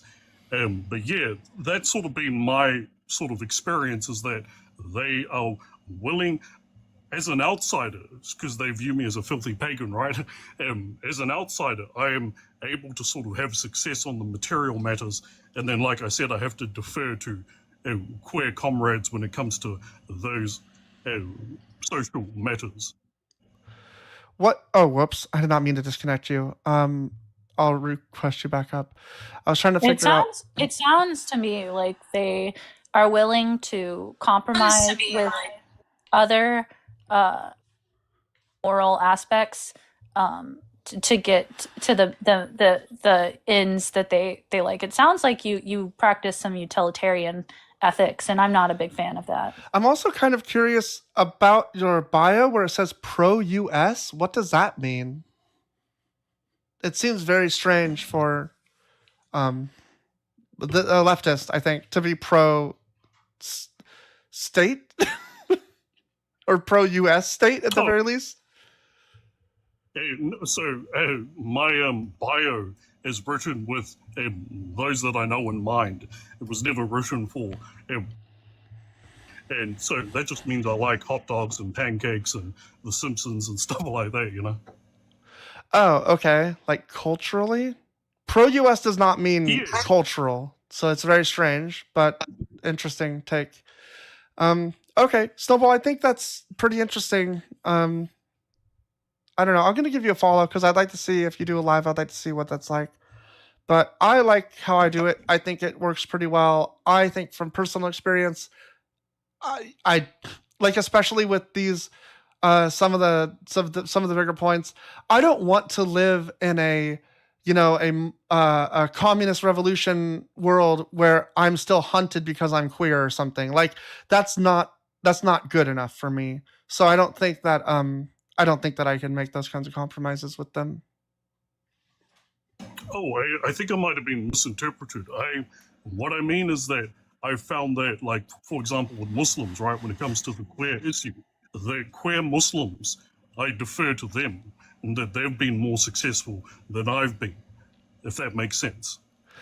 I kind of understand what you mean, but it also means that you don't push back on it because it's not successful, is what it sounds like. I would just say no. And that's where I think we diverge, is I just think that you don't have as strong of a, like maybe I don't know, a something, whatever it is. Oh yeah, I say that's bullshit. I don't agree with it. But I can't convince you on the camera that can, if that makes sense. Okay. Well, I appreciate your perspective, Snowball. I think it was pretty cool. It was a lot better than talking to Christians. they are often very hard to get through a sentence with. Thank you. Thank you for having me on. Thank you. Sure. Thanks for coming up. I'm getting kind of tired and hungry, so I might end pretty soon. What Not were you gonna gonna say? lie, that felt a lot like they were coming up here to tell you that their way is better and you should do it. Very typical leftist. Yeah. I don't know. I'm open to a diversity of tactics, but so I think it's an interesting idea. But I don't know. I'm still not convinced that this isn't the better way to go. My way, I get people who message me and tell me that me and Justin and other in the deconstruction community have helped them deconstruct from their fundamentalist way. So I think that the way we're doing it is overall working pretty well. Yeah, and I mean, like the leftist angle of it is, for me, I don't know if it's secondary. It's kind of a thing that I needed there to be this justification a little bit for me to feel like I'm doing something worthwhile. But I also just think that, like, I know what it's like to be trapped in a cult.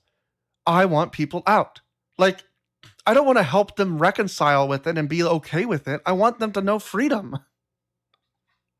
Yeah. Yeah, but I don't know. I don't appreciate when someone uses your identity to ask you which one do you consider first and foremost of the goal. Well, to me, they're all important, and I'm not going to compromise on any of them just because I think that it's going to get an ends to it. Because, like I said, this feels an awful utilitarian ethics, and I don't find those to be ethical at all. Also, the problem with this tactic is that Christians are liars. They will be anything to all people. And so if they think they can convert you, they will say they don't like something if it doesn't conflict too much with their beliefs. That's why when you get to the queer issue, it's really hard. Because they're like, oh, wait, I actually believe in this. I can't really align with you on this. And it ends up being that, like, they just will lie and to like be all things to all people. Yeah. Is Benny on? I think we're gonna go and we can raid Benny. Is he on the Decon channel or his own? Let me find. I don't He's know. on his own. I might be on later tonight on Myth Vision. I still haven't heard back from Derek Lambert, but him and Justin are supposed to go live tonight, but Justin's busy and he gave Derek my information, so I might be on Myth Vision tonight. Yeah, let me know, and I'll share it out to people, Dalton, when you go live. Yeah. And I'll record. You need to let me know the time because it's already 6:00 here. But yeah, Benny is live on their own TikTok and YouTube. Okay, I have that set up for when we quit. Their own as well.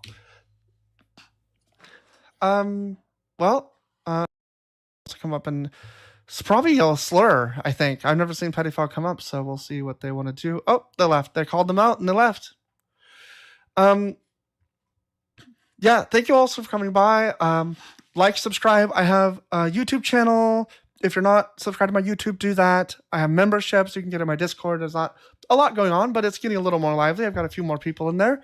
And I'm going to make a video essay tonight about how Jesus can never complete the prophecies of the Messiah because of Jeremiah 33.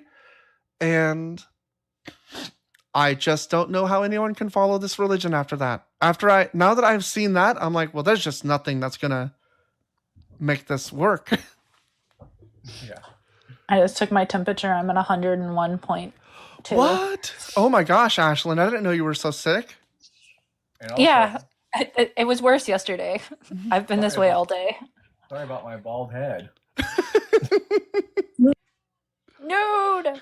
But thank you so much, Sarah, for having us up. We always appreciate you, and your perspectives. Thanks. Same to you. I had a really good day today. It was another very good stream. That's weird because this is the kind of like. Oh, I saw Amanda's back in the chat. Amanda, did you want to have any more discussion? Because you had to go earlier. And that other person was kind of like dominating by accident. But yeah, I thought like this background is meant to rile people up, but it doesn't seem like it's doing that today, which is good. Like we're having really cool conversations. So hey Hi Amanda, guys. welcome back.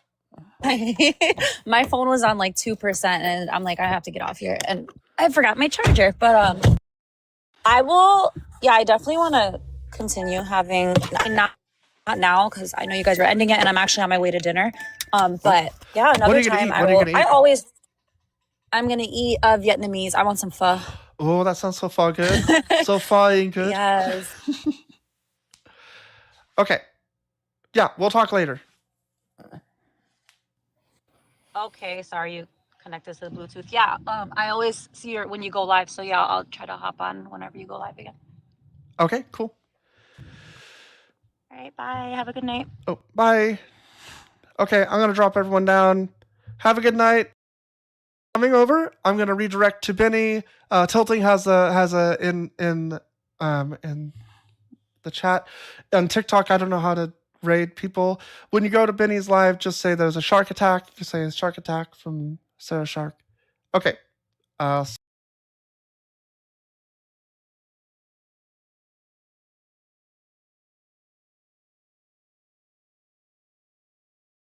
couldn't decide whether